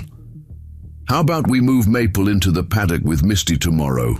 Walter suggested. "Having a herd companion might help Misty feel more secure around the visitors." Grace considered this carefully, then wrote, "Maybe let them get used to each other first through the fence." As evening approached, a final visitor arrived, Gerald Montgomery. He stood at the viewing area for several minutes, observing Grace and Misty with a calculating expression before approaching Walter. "Quite the turnout today," Montgomery remarked. "Seems your Mustang is becoming something of a local celebrity." "It's Grace who deserves the credit," Walter replied. "She's the one who connected with Misty." Montgomery nodded, his expression unreadable. "Indeed, which is why I've been thinking about our previous discussions. The festival demonstration you're planning, it needs to be spectacular to generate the revenue you're hoping for." Walter tensed slightly. "What are you suggesting, Gerald?" "Sponsorship," Montgomery replied smoothly. "Not conditional on purchasing the Mustang, as I previously proposed, but on featuring my company prominently in the marketing materials." Walter eyed him suspiciously. "And what would you expect in return?" "Input on the demonstration," Montgomery said. "Perhaps expanding it beyond just natural horsemanship. The public expects spectacle, Walter. They want drama, excitement." "Grace has been clear about her approach," Walter replied firmly. "She's demonstrating trust building, not tricks." Montgomery's smile tightened. "Trust building doesn't sell tickets at premium prices. Think about it from a business perspective." Before Walter could respond, they noticed Grace leading Misty toward the stable. The day's events had clearly tired both of them, but there was a confident synchronicity to their movement that hadn't been there before. "Look at that," Walter said, unable to hide his pride. "A week ago, that Mustang wouldn't let anyone within 10 feet. Now she's following Grace like they've been together forever." Montgomery observed the pair thoughtfully. "Remarkable, certainly, but will it translate to an engaging performance? That's the question you need to answer before the festival." After Montgomery departed, Walter joined Grace as she settled Misty into her stall for the night. "You did great today," he told her. "Handling all those visitors couldn't have been easy," Grace wrote in her notebook. "Misty was nervous at first, but did better as the day went on. Tomorrow we'll work on approaching the fence where people stand." "About that," Walter said hesitantly, "Montgomery was just here. He wants to sponsor the festival demonstration, but he's pushing for something more dramatic than what we've discussed." Grace frowned and wrote, "What does that mean?" "I'm not entirely sure," Walter admitted, "but I want to be clear that this is your demonstration. You and Misty, we'll do it your way, not his." Grace studied Walter's face, then wrote, "He still wants to buy her, doesn't he?" Walter sighed. "I think so, yes, but my promise stands. Misty stays here as long as we can make the finances work." Grace patted Misty's neck, then wrote determinedly, "We'll make the demonstration good, our way." The following morning brought new challenges as Grace began intentionally preparing Misty for the festival environment. With Dr. Adams's guidance, she introduced the Mustang to various stimuli she might encounter. Flapping banners, recorded crowd noises played at low volume, even a small radio broadcasting music. Misty responded with initial wariness to each new element, but Grace's calm presence helped the Mustang adjust. By midday, Misty was tolerating the banners fluttering in the breeze and had stopped startling at the recorded applause. "She's incredibly adaptable," Dr. Adams observed. "Much more so than I would have expected from a wild Mustang with her history." During the designated visiting hours, Charlotte positioned Maple in the adjacent pasture, providing Misty with equine reassurance as strangers gathered at the viewing area. Though the silver mare remained alert, she no longer retreated to the far end of the paddock. Next step is desensitizing her to movement in the crowd, Dr. Adams suggested. Maybe have a few people walking around rather than standing still. Grace nodded, writing, Dylan could help with that, and maybe some kids from school. Walter raised his eyebrows in surprise. You're considering the school visit then, Grace wrote hesitantly. Small group first, not whole class yet. I'll speak with Mr. Thompson, Walter promised. Maybe start with just 5 or 6 students. While this planning took place, Isabella Flores returned with a photographer from a larger regional newspaper. The story's gaining traction, she explained excitedly. My editors received calls from outlets as far away as the state capital. They're intrigued by Grace's methods. Evelyn intercepted the reporter before she could approach Grace directly. Isabella, I appreciate your interest, but we need to be mindful of Grace's comfort level. This attention is already more than she's accustomed to. Isabella nodded understandingly. Of course, Mrs. Johnson, but consider this. Grace's approach to training could influence how people interact with difficult horses everywhere. This isn't just a local interest story anymore. I understand that, Evelyn replied, but Grace is still a child, not a professional trainer seeking publicity. What if I interview Dr. Adams about the techniques, with just a few quotes from Grace's notebook? Isabella suggested. That way, the focus remains on the method rather than on Grace. Personally, this compromise seemed reasonable to Evelyn, who relayed the proposal to Grace. After some consideration, Grace agreed, on the condition that any photographs be taken from a distance that wouldn't disturb Misty's training. Later that afternoon, as visiting hours concluded, Walter found Philip Turner watching Grace work with Misty from the stable doorway. Never thought I'd see it, Philip admitted, shaking his head in wonder. That Mustang responding to a halter pressure so lightly you can barely see it. Grace has a gift, Walter agreed.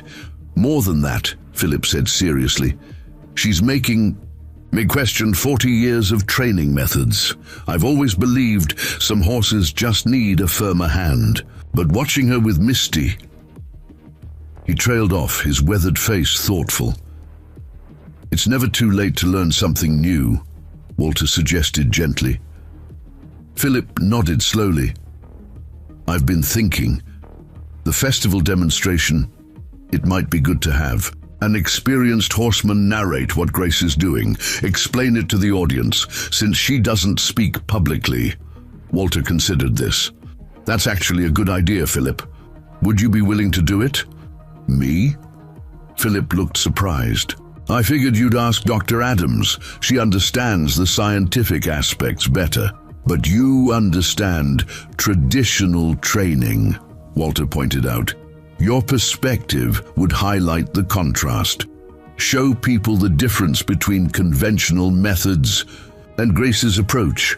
Philip seemed both honored and uncomfortable. I'd need to talk with Grace first, make sure I'm explaining things the way she sees them. As sunset approached, Evelyn came to collect Grace. Time to head home, sweetheart. You've had another long day. Grace nodded, clearly tired but satisfied with Misty's progress. She wrote a quick note to Walter before leaving. Tomorrow we'll try walking together outside the paddock. Small steps in the open. After they departed, Walter found Charlotte sitting on the stable steps, unusually pensive. Everything okay? He asked, settling beside her. Dad, do you think... She hesitated. Do you think Grace will ever speak again? Like, actually talk? Walter considered the question carefully. I don't know, Charlotte. That's something only Grace can decide. Why do you ask? Charlotte shrugged. It's just she communicates so well without talking. With Misty especially. It's like they understand each other perfectly without any words. They do, Walter agreed. So maybe, Charlotte continued slowly, maybe talking isn't always necessary. Maybe what matters is really listening, like Grace does with Misty. Walter put his arm around his daughter's shoulders. "That's pretty insightful, Charlotte. And you're right. Grace has shown us all that communication goes far beyond spoken words." As darkness fell over Springvale, the day's events settled into thoughtful silence. In her bedroom at Johnson Acres, Grace sat writing in her journal, documenting Misty's progress and planning the next day's activities. Her methodical approach, born of quiet observation and endless patience, was gradually transforming not just a wild Mustang, but an entire community's understanding of what it meant to truly connect with another being. Behind Bennett's stables, the evening star shone brightly over the paddock where Misty now slept peacefully, a wild heart finding rest in newfound trust. Tomorrow would bring new challenges, but for tonight, the connection between a silent girl and an untamable Mustang remained the stable center in a rapidly changing landscape. The morning dawned clear and cool, perfect conditions for Grace's planned milestone, leading Misty outside the paddock for the first time. Walter had arrived early to secure the perimeter of the training area, ensuring there were no unexpected obstacles that might startle the Mustang. "Everything's ready," he told Grace, as she and Evelyn pulled up. "I've blocked off the entire east side of the property. No visitors until afternoon." Grace nodded appreciatively and headed straight to Misty's paddock. The silver mare greeted her with a soft nicker, now familiar with Grace's arrival routine. After their usual quiet moments of reconnection, Grace carefully attached the halter and lead rope. Dr. Adams arrived just as Grace was preparing to open the paddock gate. "This is a significant step," she observed. "The first time in an unenclosed space since her capture." Grace wrote quickly, "She's ready. She trusts me now." "I believe she does," Dr. Adams agreed. "Just remember, her instincts are still wild. Open spaces might trigger her flight response." Grace nodded, her expression serious. She wrote, "I'll be alert. Won't push too far today." With Walter and Dr. Adams watching from a respectful distance, Grace led Misty toward the gate. The Mustang hesitated at the threshold, her nostrils flaring as she scented the open area beyond her familiar paddock. Grace waited patiently, applying no pressure on the lead rope, allowing Misty to process this new development. After nearly 2 minutes of consideration, Misty tentatively stepped through the gate. Grace rewarded her immediately with gentle praise and a scratch on her favorite spot just below her withers. "Look at that," Walter murmured, "not even a hint of bolting."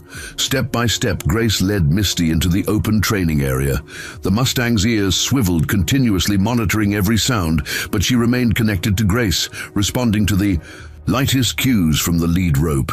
For 30 minutes they walked together, gradually expanding their circuit until they'd covered most of the eastern portion of the property. Misty's confidence grew visibly with each passing minute. "Remarkable progress," Dr. Adams commented to Evelyn. "Most captured Mustangs take months to achieve this level of trust." "Grace has always had a special way with animals," Evelyn replied. "Even as a toddler, she could approach the most skittish barn cats that wouldn't let anyone else near them." The session concluded without incident, with Grace returning Misty to her paddock. The Mustang seemed more relaxed than ever, as if the successful venture beyond her enclosure had eased some deep-seated tension. Grace approached the adults, her face glowing with quiet pride. She wrote in her notebook, "Tomorrow we'll go further, maybe near the exhibition hall where the festival will be." "One step at a time," Walter cautioned. "But yes, we should definitely start familiarizing her with the festival grounds." As promised, a small group of students from Springvale Elementary arrived later that morning, accompanied by Mr. Thompson. Among them was Dylan Parker, who had clearly appointed himself unofficial tour guide. "Remember what I told you guys," he instructed the other 5 students as they approached the viewing area. "No sudden movements, no loud noises. The Mustang is still getting used to people." Grace watched their approach with evident apprehension. These were classmates who had largely ignored or occasionally teased her since her transfer to Springvale Elementary. Now they were watching her with undisguised curiosity. Mr. Thompson, sensing her discomfort, addressed the situation directly. "Grace, would you be willing to show the class what you've been doing with Misty? Perhaps demonstrate some of your training techniques?" After a moment's hesitation, Grace nodded. She wrote in her notebook and handed it to Mr. Thompson. He read it aloud. "I'll show you how Misty and I communicate. Please stay quiet so she doesn't get nervous." For the next 30 minutes, Grace demonstrated her quiet methods while Mr. Thompson provided context for the students. The children watched in rapt attention as Grace used subtle body language and the lightest touch to guide Misty through a series of movements. "Why doesn't she use words with the horse?" one girl whispered to Dylan. "She doesn't need to," Dylan replied with newfound authority. "They understand each other without talking. It's actually cooler this way." After the demonstration, Mr. Thompson invited questions. The students, initially hesitant, gradually became more engaged. "How did you know Misty would trust you?" a boy named Trevor asked. Grace wrote her response. "I didn't know for sure. I just gave her time and space to make her own choice." "Are you going to ride her at the festival?" another student inquired. Grace shook her head firmly, writing, "No riding. Misty isn't ready and might never be. Wild Mustangs aren't meant to be ridden like regular horses." "That's an important point," Mr. Thompson interjected. "Grace is showing us a different approach to working with horses, especially those from wild herds. It's about connection, not control." As the school group departed, Mr. Thompson lingered to speak with Walter and Evelyn. "I've never seen those children so attentive," he remarked. "Grace has a natural ability to teach, even without speaking." "We've noticed that too," Evelyn said, watching her granddaughter return to Misty's side. "This experience is bringing out qualities in Grace that have been dormant since the accident. Which is why I wanted to suggest something," Mr. Thompson continued. "The school's curriculum includes a presentation component for 6th graders. Most students give a traditional oral report, but I believe Grace's work with Misty would make an exceptional alternative presentation." Evelyn looked concerned. "I don't know, Thomas. Grace already has the festival demonstration to prepare for." "That's just it," Mr. Thompson replied. "The festival preparation could serve as her presentation. She wouldn't need to do anything additional, just allow me to evaluate her work with Misty as meeting the academic requirement." Walter nodded thoughtfully. "It's a good idea. Grace is already documenting everything in her notebook. That could serve as the written portion. I'll discuss it with her," Evelyn promised, "but no pressure if she's not comfortable with the idea." The afternoon brought the now regular stream of visitors, but something unexpected happened. As Grace led Misty near the viewing area, the Mustang, who had previously maintained a wary distance from strangers, willingly approached the fence where people stood. "She's interested in them now," Charlotte observed, having arrived after school. "Not afraid anymore," Grace nodded, writing, "She takes confidence from me.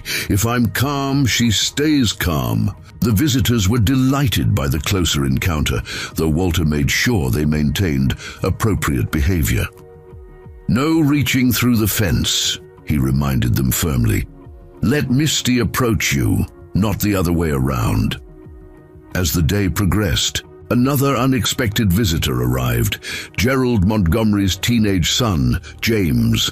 Unlike his father's commanding presence, James had a quieter demeanor, entering the stable yard with hesitant curiosity rather than entitled confidence. "Mr. Bennett," he called, approaching Walter, "I was hoping to see the Mustang everyone's talking about.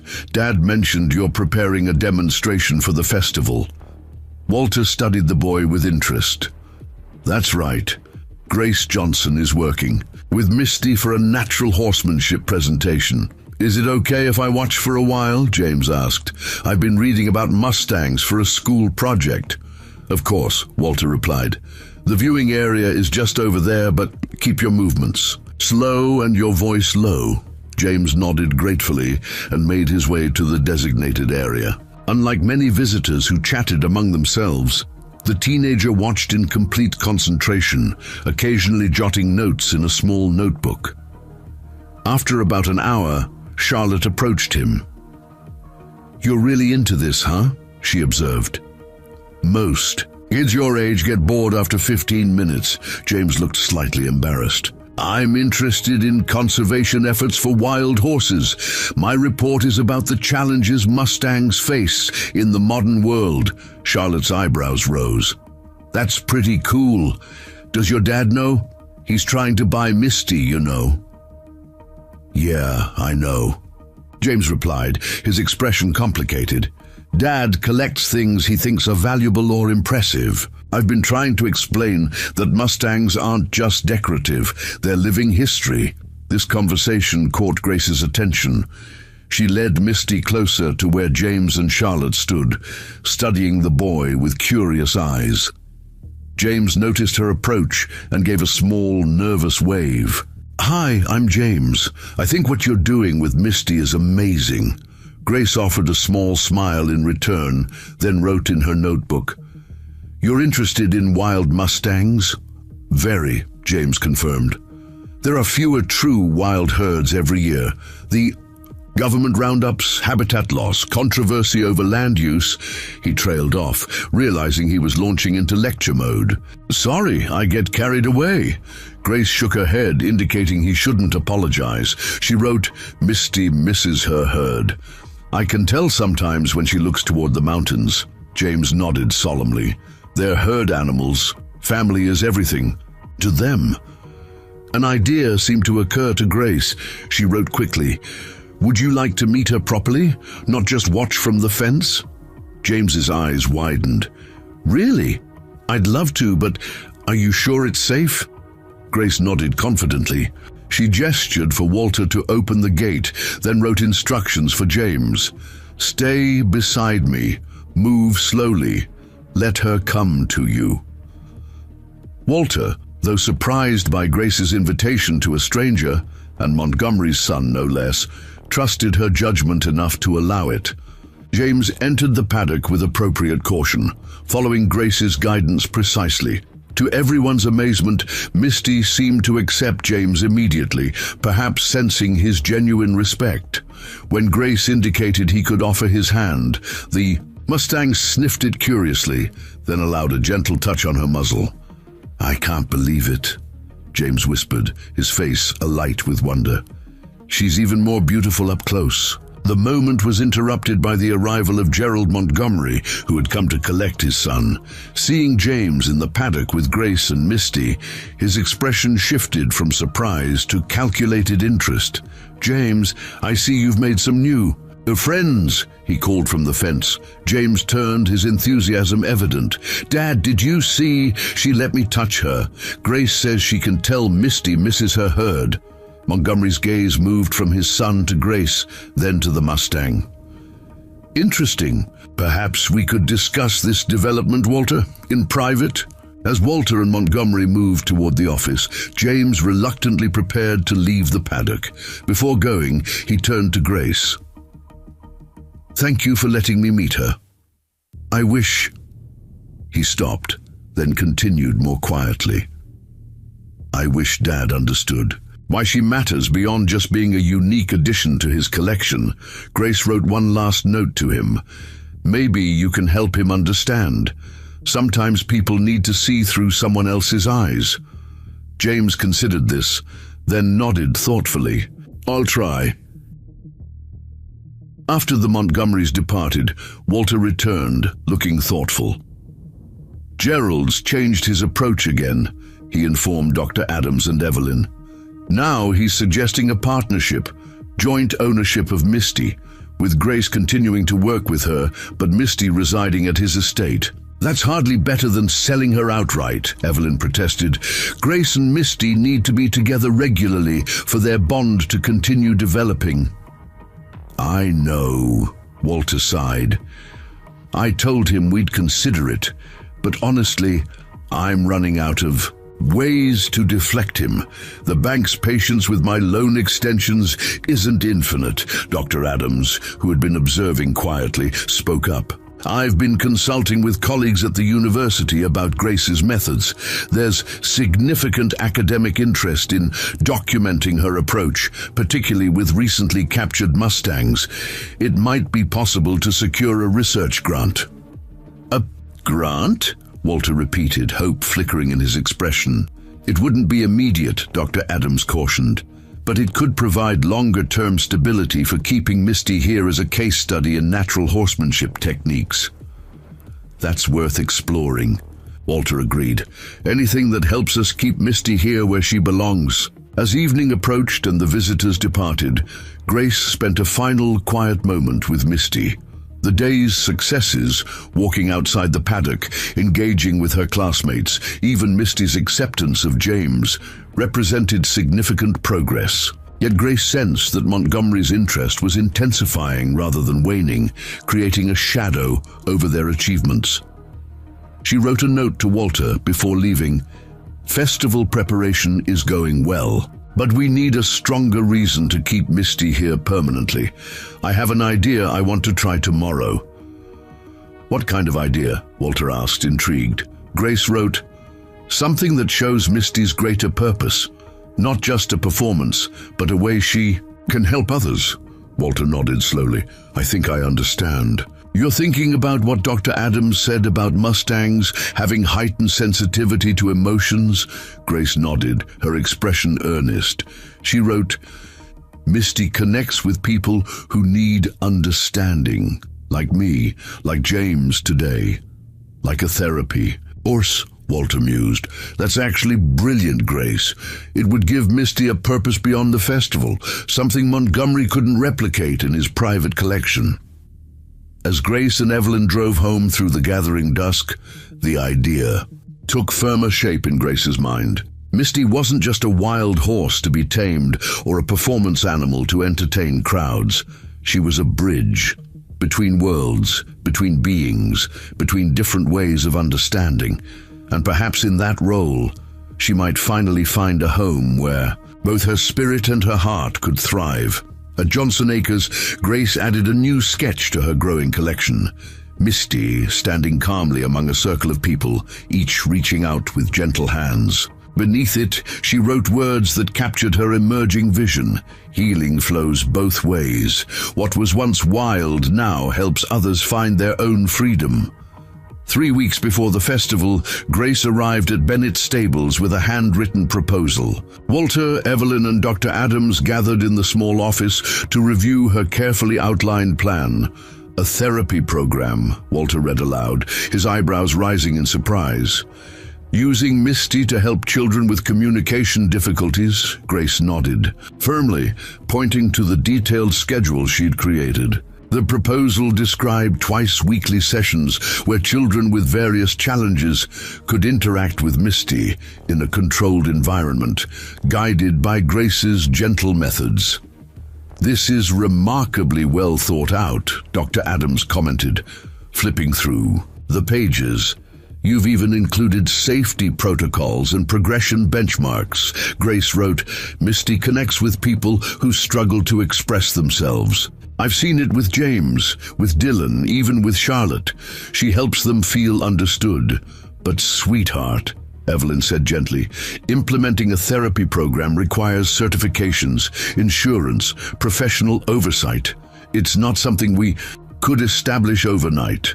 Grace's face fell slightly. She wrote, we could start small. A pilot program. Dr. Williams could help. She's mentioned equine therapy before. Walter and Dr. Adams exchanged thoughtful glances. It's actually not a bad idea, Dr. Adams said. I have colleagues in equine-assisted therapy who might be willing to provide guidance. And Grace is right. Misty does have an unusual sensitivity to emotional states.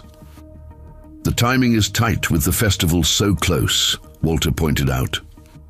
But what if we incorporated the concept into the demonstration? Show Misty's potential beyond just being a successfully gentled Mustang. Grace's eyes lit up. She wrote enthusiastically, "Yes, we could invite a few children to be part of the demonstration, show how Misty responds to different people."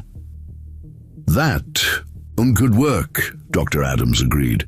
"I could help identify suitable participants and provide professional oversight. And it would strengthen our case for keeping Misty here permanently," Walter added. "A therapy horse with an established program would be much harder for Montgomery to justify purchasing for his private collection." Grace wrote determinedly, "Misty belongs here, helping people." Over the next several days, Grace's therapy program concept began taking shape. Dr. Adams connected with a specialist in equine-assisted interventions who agreed to consult on the project. Dr. Williams, Grace's therapist, offered to help identify potential participants for the demonstration. Even Sheriff Lawson contributed, researching the insurance requirements for such a program.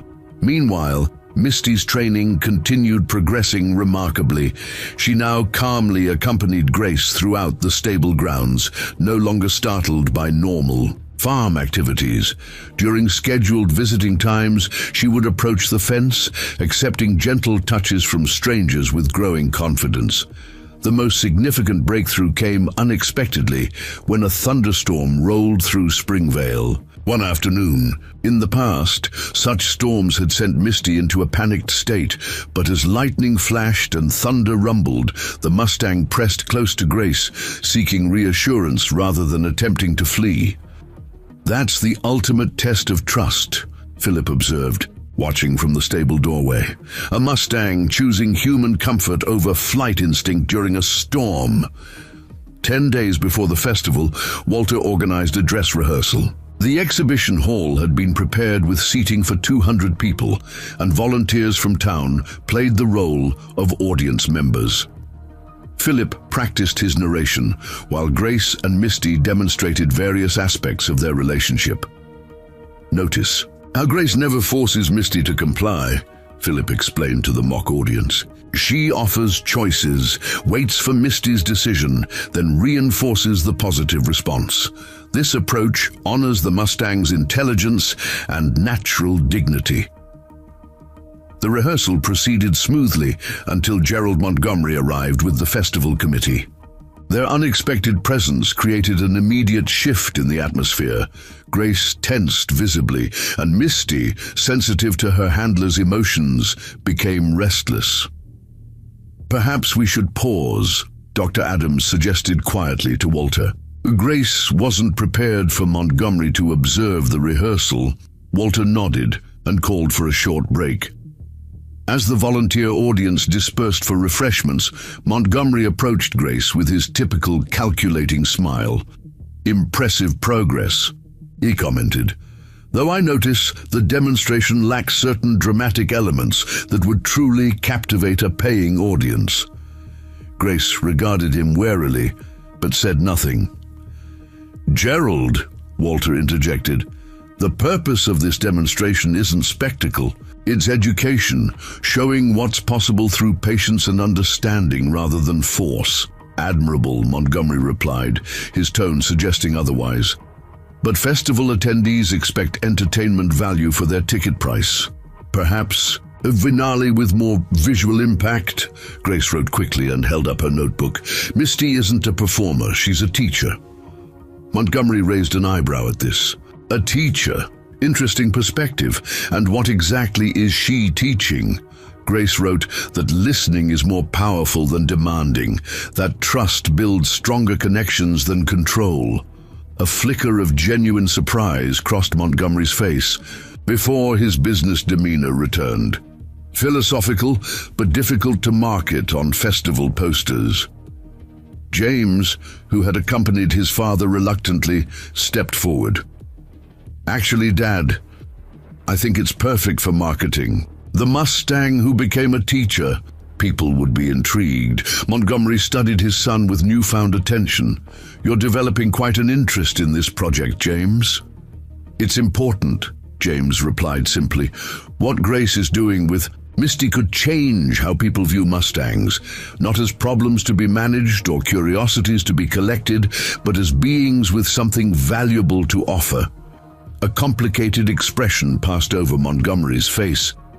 We'll discuss this further at home, he said, then turned back to Walter. The committee requires a final program description by Friday. I'll expect something suitably compelling. After Montgomery departed with the committee members, James lingered behind. I'm sorry about my father, he told Grace. He sees everything. In terms of assets and investments, Grace wrote, You see differently, that matters. James smiled sadly. Not enough to change his mind. But I'm working on something that might help. He glanced around to ensure his father was out of earshot.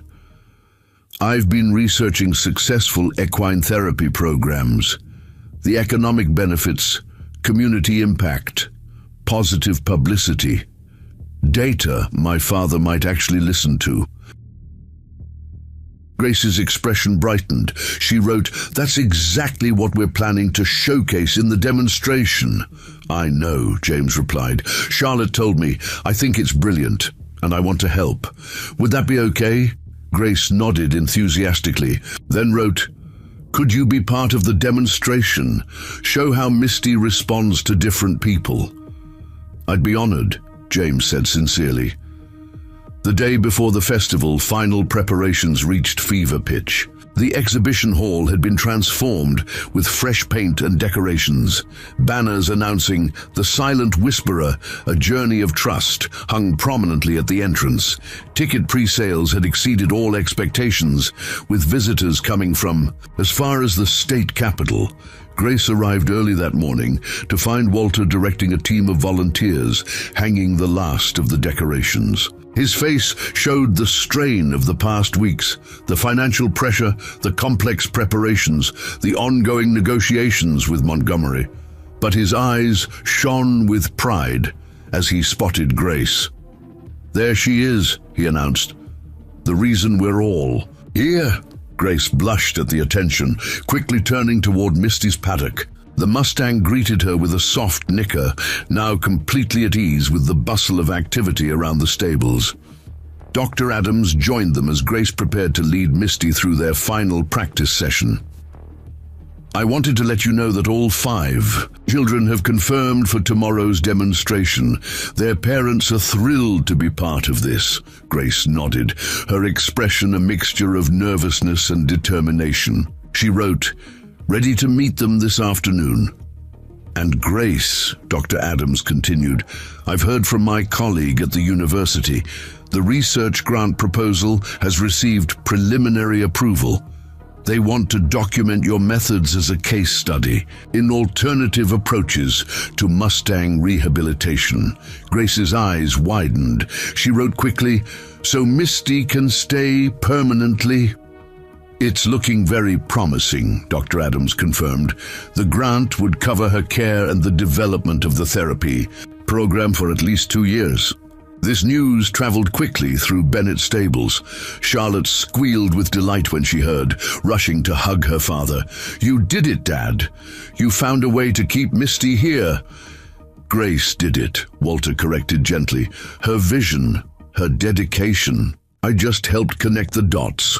By afternoon, the 5 children selected for the demonstration arrived with their parents. They ranged in age from 7 to 12, each facing different challenges. A boy with autism who rarely made eye contact, twin girls with selective mutism similar to Grace's, a child with physical disabilities requiring a wheelchair, and a girl recovering from severe trauma who struggled with trust. Grace welcomed them with written notes for each child, thoughtfully personalized to address their specific situations. She introduced Misty gradually, allowing each child to observe from a distance before approaching closer. The results were remarkable. The boy with autism, who normally avoided touching, reached out to stroke Misty's muzzle. After just 15 minutes of observation, the twins began whispering to the Mustang, sharing secrets they wouldn't voice to adults. The child in the wheelchair laughed with delight as Misty gently nuzzled his hair, and the girl with trauma history, initially rigid, with fear, eventually leaned against Misty's shoulder, her body relaxing for the first time in months. "It's extraordinary," whispered one of the parents, tears streaming down her face. "My daughter hasn't allowed physical contact since the accident. But look at her with the horse." Evelyn watched from the sidelines, her own eyes damp. "Grace always understood," she said softly. "Even before her own accident, she could connect with the most frightened animals. Now she's using that gift to help others." The rehearsal with the children concluded successfully, leaving everyone feeling confident about the next day's demonstration. As the families departed, filled with gratitude and newfound hope, Isabella Flores captured photographs for her final preview article. "This goes beyond a local interest story now," she told Walter. "What Grace has accomplished with Misty and what you're developing with this therapy program, it's significant on a much broader scale." The evening before the festival brought one last surprise. Gerald Montgomery arrived alone, his luxury SUV kicking up dust in the stable yard. Walter met him outside the office, bracing for another negotiation attempt. "Gerald," he greeted cautiously, "festival preparations are complete. The demonstration is set for noon tomorrow." Montgomery nodded, his expression uncharacteristically uncertain. "I've come about Misty," he began. "My position hasn't changed," Walter replied firmly. "The university grant ensures she'll remain here as part of the therapy program." "I'm aware," Montgomery said. "James explained the situation quite thoroughly. He's become quite the advocate." A hint of pride crossed his features before he continued. "I'm not here to purchase the Mustang, Walter. I'm here to offer funding." Walter blinked in surprise. "Funding?" "For the therapy program," Montgomery clarified. "James has made a compelling case for the community benefits. Montgomery Enterprises will provide matching funds to whatever the university grants, allowing you to expand the program more quickly." Walter stared, momentarily speechless. "That's unexpected." "Thank you, Gerald." Montgomery looked slightly uncomfortable with the gratitude. "It's a sound investment in community development. The Montgomery name associated with innovation in equine therapy has certain public relations advantages." Walter nodded, understanding the businessman's need to frame his generosity in practical terms. "Of course, we'd be happy to recognize Montgomery Enterprises as a founding sponsor." As Montgomery prepared to leave, he paused. "One more thing. James has requested permission to volunteer with the program regularly. I've agreed, provided his grades remain satisfactory."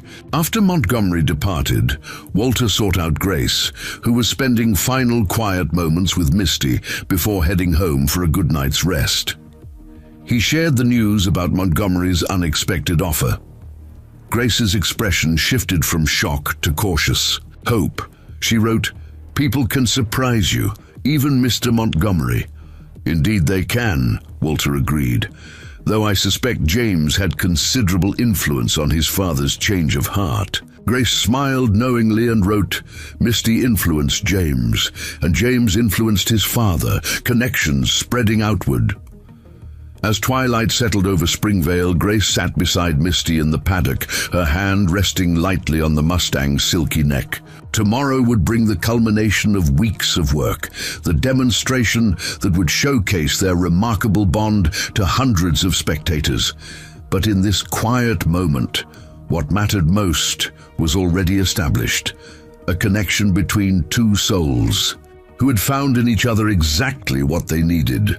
Grace's final note of the evening, written in her personal journal rather than shown to others, captured the essence of their journey.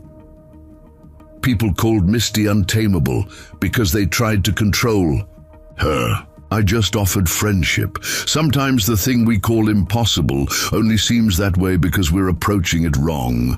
Tomorrow, Misty will show everyone that the wildest hearts are often the most gentle once they find a reason to trust. Morning dawned clear and bright on festival day. The grounds of Bennett's stables had been transformed overnight. Colourful banners flew from every post, vendors arranged their booths along the perimeter, and a steady stream of visitors flowed through. The entrance. By 10 o'clock, the parking area was nearly full, with Sheriff Lawson directing the overflow to adjacent fields. In Misty's stall, Grace prepared for their moment. The Mustang stood calmly as Grace brushed her silvery coat to a gleaming shine. No saddle would adorn her back. Their demonstration would showcase natural connection, not traditional horsemanship. The only adornment was a simple blue ribbon braided into Misty's mane, matching the one Charlotte had insisted on weaving into Grace's hair. "It's time," Walter announced, appearing at the stall door. "The exhibition hall is filled to capacity. Are you ready?" Grace took a deep breath, her hand resting on Misty's neck. Together they had come so far from those first cautious interactions. The frightened, defiant Mustang and the silent, withdrawn girl had transformed each other through patience, understanding, and unwavering trust. She nodded, her eyes reflecting both determination and serenity. With gentle hands, she attached the lead rope to Misty's halter, a formality only, for the bond between them required no physical tether. As they stepped out into the sunlight, applause erupted from the gathered crowd. Cameras flashed, voices murmured in anticipation, and somewhere in the front row, 5 special children waited eagerly for their part in the demonstration. Grace felt Misty tense slightly at the noise, but a soft touch was all it took to reassure her. The Mustang's trust was complete now, a testament to what becomes possible when patience replaces force, when listening replaces demanding. Grace led Misty forward, toward the exhibition hall entrance where Philip waited to begin his narration. Behind them, the banner proclaimed their story to the world, The Silent Whisperer, a journey of trust. In that moment, with hundreds of eyes upon them, Grace felt no fear. She and Misty moved as one, ready to show Springvale, and beyond, that the wildest spirits and the quietest souls often spoke the same language, a language of trust, of patience, and of healing that flowed both ways, like an endless current between hearts that understood each other without a single spoken word. The end. Up next, 2 more incredible stories are waiting for you right on your screen. If you enjoyed this one, you won't want to miss this. Just click to watch, and don't forget to subscribe. It would mean a lot.